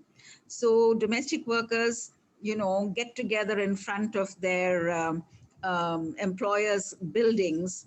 And then we try to have an interaction with employers, because we think it's not that all employers are, you know, negate the identity or the respect for the domestic workers. But if we create an atmosphere where they can negotiate, where they can talk as human beings, then we find that employers are far more open to domestic workers. So through the My Fair Home campaign, where we have this interaction, collective kind of interaction, because you have domestic workers standing outside the building with all their posters, placards and things. And then the domestic workers who work inside the building will go in with their little card for demands, say it is Domestic Workers' Day, and they will speak with their own employers about what domestic workers, the rights of domestic workers. And I remember one of the domestic workers who said that she had this card, but she didn't know what it was written in because she couldn't read. And she gave it to the employer and said, "Can you read this to me?" And so the employer read the whole thing to her, and then they started a conversation. And we know that several domestic workers have got increased wages just by an interaction of this kind in many places. The other example we have is for the interstate migrant domestic workers, because we've been working on these corridors from where women migrate. So for instance, in the home area and the area of destination, we've been organizing workers in the home states. For instance, in Orissa, in particular pockets where domestic workers migrate, where they've been organized, they've got their ID cards. And then we have this wonderful experience of workers who went from Orissa to Mumbai.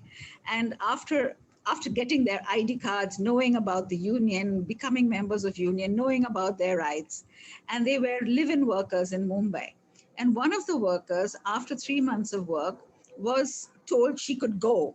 There was no reason given to her for why she had to go. So she was kind of homeless, jobless, and she phoned the organizer back in her village where she had become a union member. So the organizer said, "Look, you are 6 of you from here who are there. You just phone the others and you go together to the employer with your ID cards and you tell the employer you belong to a union and you'll get your wages." So they did exactly that. 4 of them went to the employer. They first chatted. They said, "Look, did she work here? What was her, why did you dismiss her?" And she made up a story. She said she had stolen. There was no such story at all. And so they said, "Well, if you are sending her off, you have to give her 3 months' wages. We don't mind. She can find other work, but you haven't paid her 3 months' wages." So she said, "Yeah, but then she stole." But they said, "No, this is not true. She hasn't stolen." And then they took out their ID cards and said, "Look, we belong to this union. And if you don't pay her, we go to the police." So the employer immediately went in. She brought out 30,000 rupees and gave it to them and sent them away. So, there are experiences like this. We have, also other experiences in local areas where workers joined together because a domestic worker she was stopped from her work. So they all organized and said, "We won't let anybody else go and work in that area unless that employer pays the woman for the day she worked there." So there have been several things like this where workers have succeeded, some gains from organizing. Thank you, Nalini Ben. And I think that's the lesson of this webinar, that there are always gains from organizing. And that's the only way to go forward. And Janvi Ben, you have the last word. There are 2 questions for you, which I'll say. And then if you can end with one success story from you, of course, you have experience in so many countries, anywhere that you would like.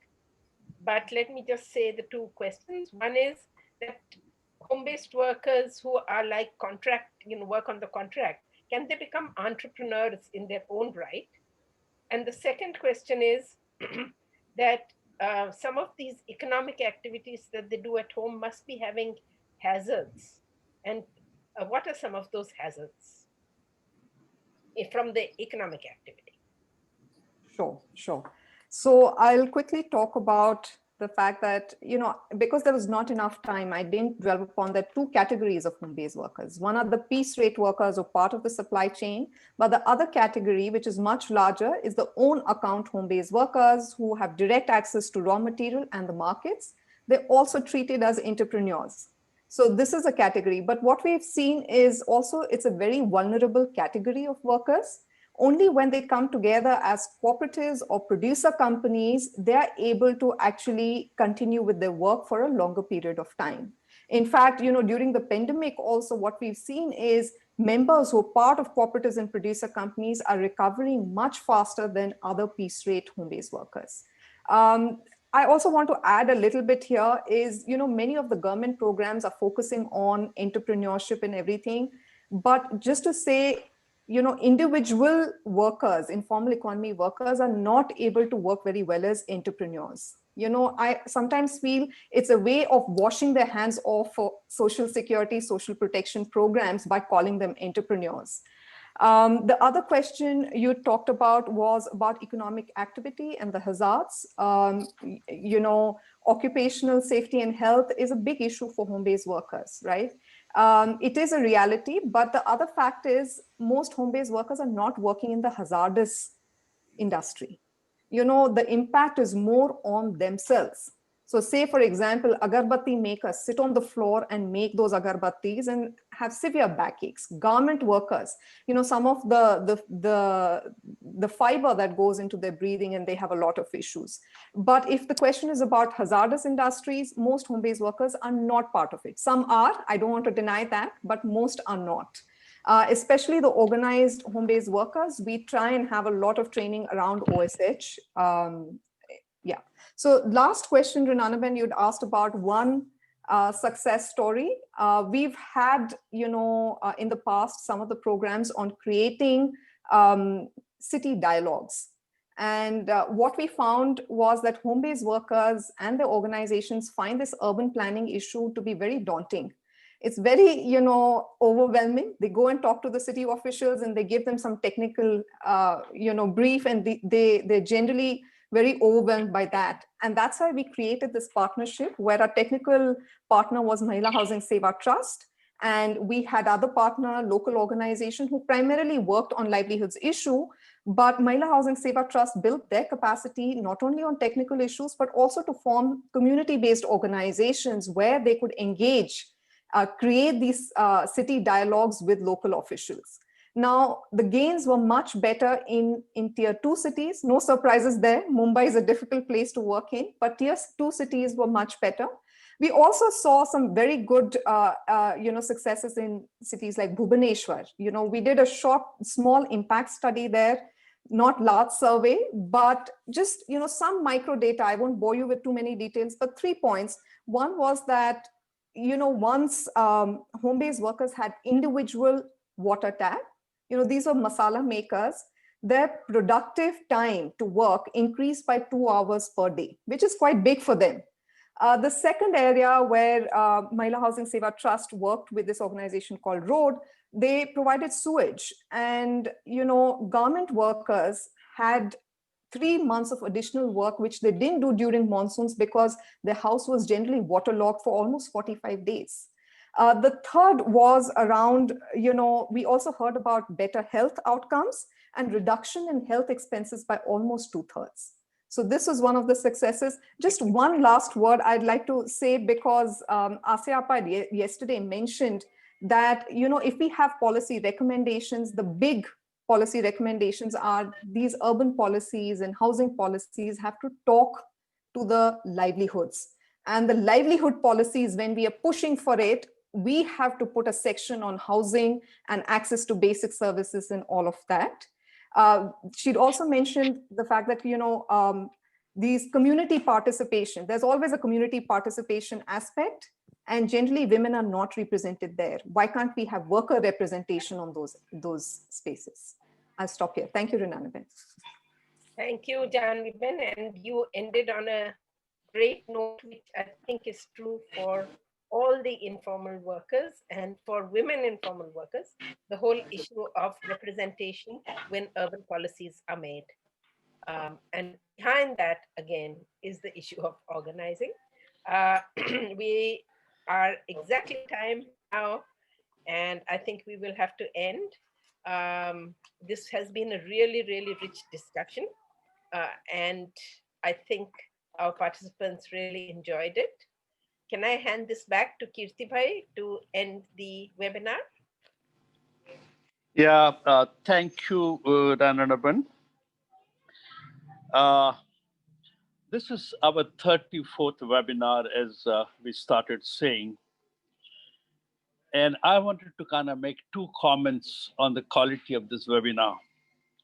One is one of the coordinators and organizer of this event. I thought this was one of the best.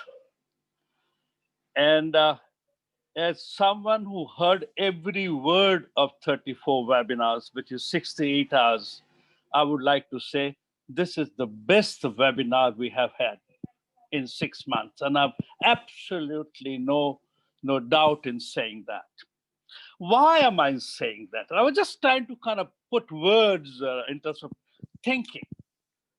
So I said, hey, this webinar is informative, is thoughtful, is insightful, is inspiring, is enabling, is empowering, and is enriching.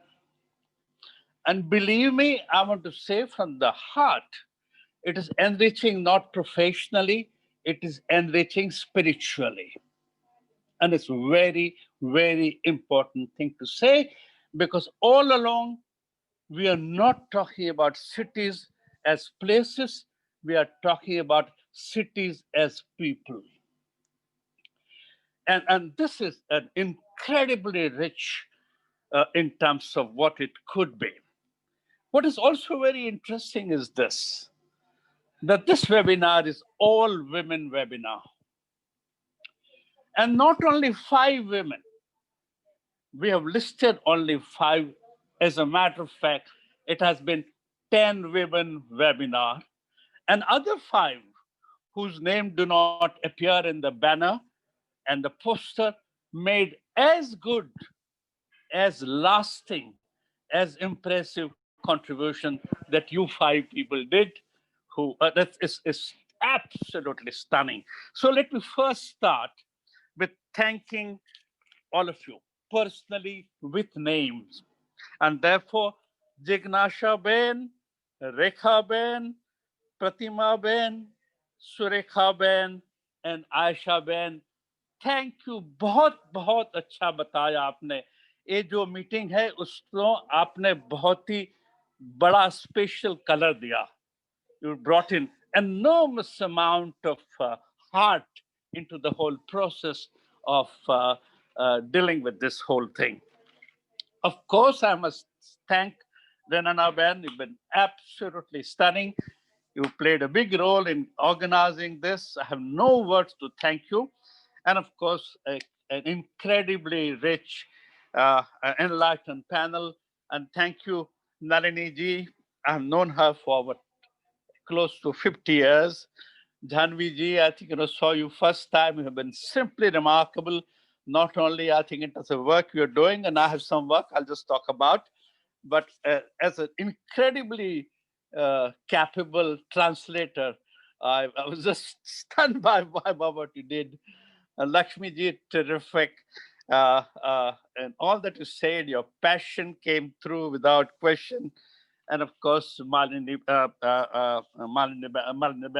I have been there for a very long time. I have known her for a very long time and got lots of inspiration. Now, I want to take, even though it's getting late, I want to take a few more minutes to bring a few of things that we are trying to do and trying to see whether you could become partners. First is, many of you will not even know, and I'm sure Renana might know, but 30 years ago, Government of India had put together a National Commission on Urbanization. This was done by Rajiv Gandhi. And believe me, it was one commission set up by government, secretariat sitting in Prime Minister's office. It did not have one single government person.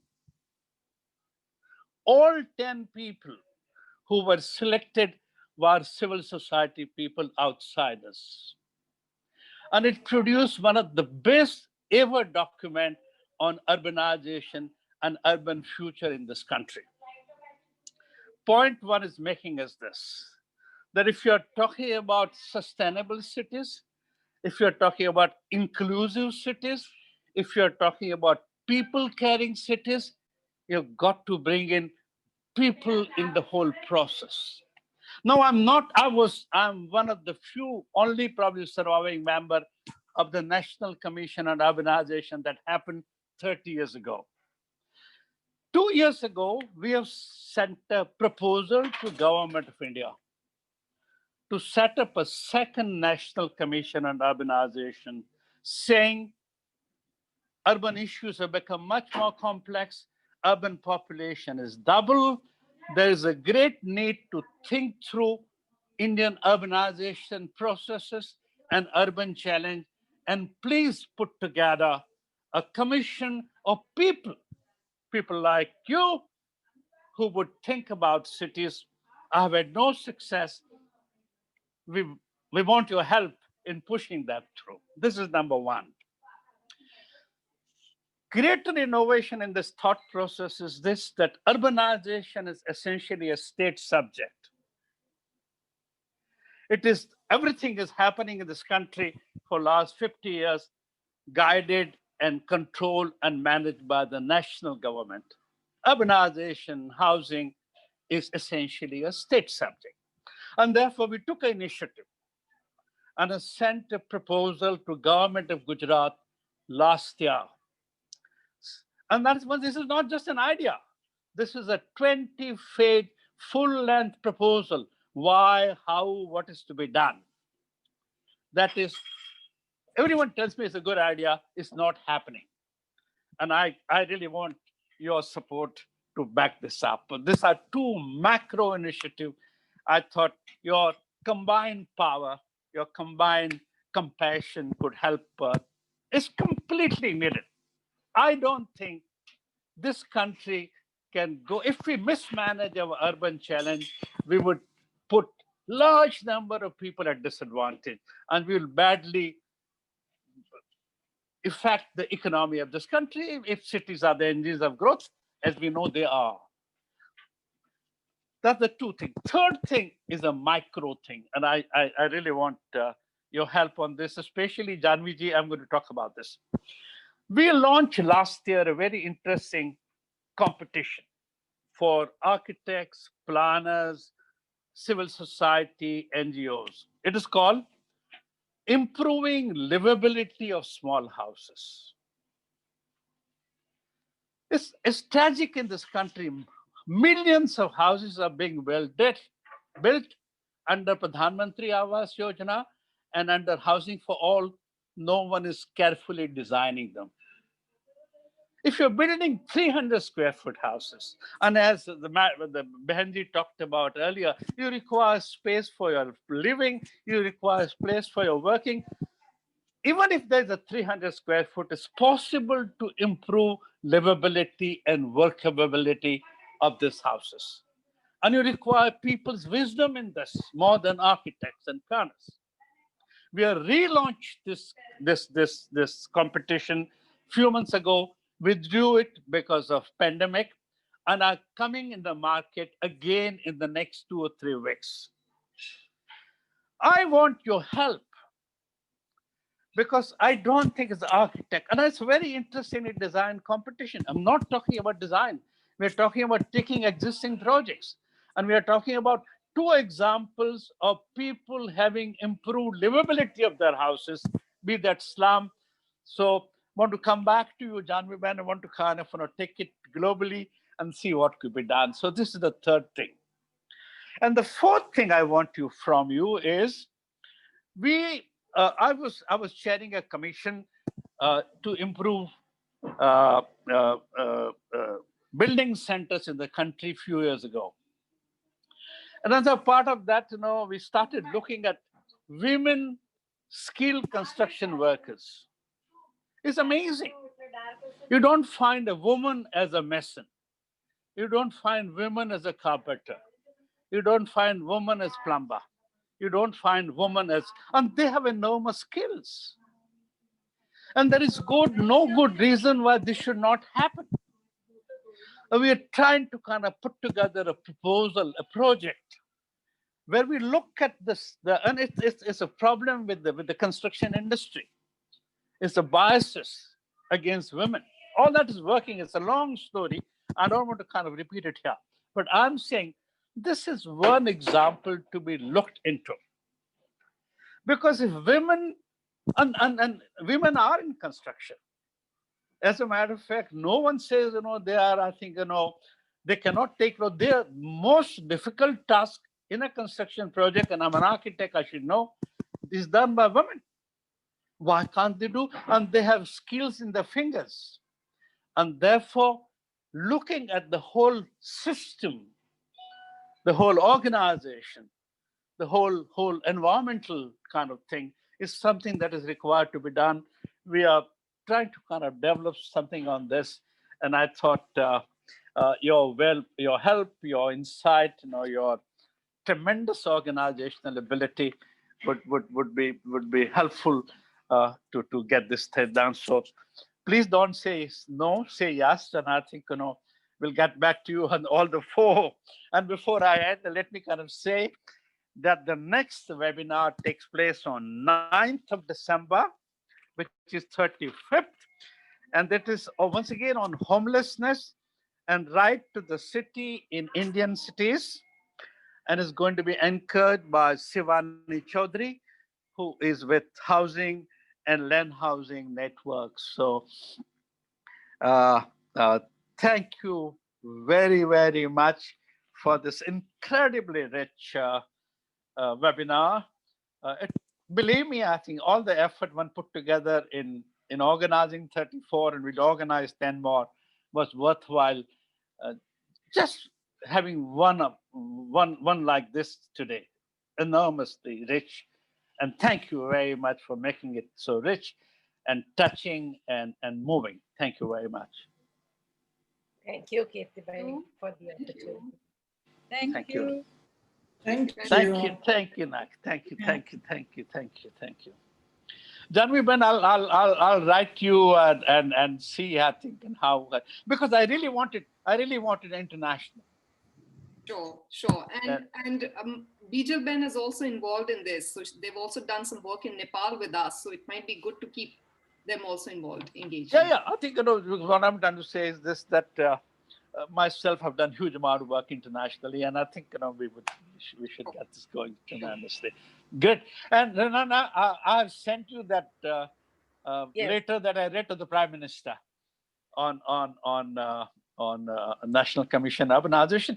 They're not interested in people. They're not interested in the stories. But we got to find a way to kind of get around so that people get into the processes, You see, inclusive cities are not going to happen in the way we are going about it. Inclusivity is this point of time is a slogan. And to convert into reality, much has to happen at that. It's really, and it's also a slogan to say it's bottom up. But just imagine this, I'm just thinking myself, this meeting brought out 40-year history of movement and challenges and struggle. Just close your eyes for a second and say, if these individuals and organizations were not there, where would be in this country in the context of poor and the working class? It's enormous, the contribution that is coming from activists and NGOs and civil society. It's huge. And it has to be recognized, it has to be supported, it has to be, I think, given a place to operate. Yeah. And we are not talking about small numbers. We're talking about millions and millions and millions of people and their lives and their livelihood, and they're being dignified citizens. Totally agree. Yeah. So thank you very much. Thank you, everyone. Bye-bye. Bye. Thank you.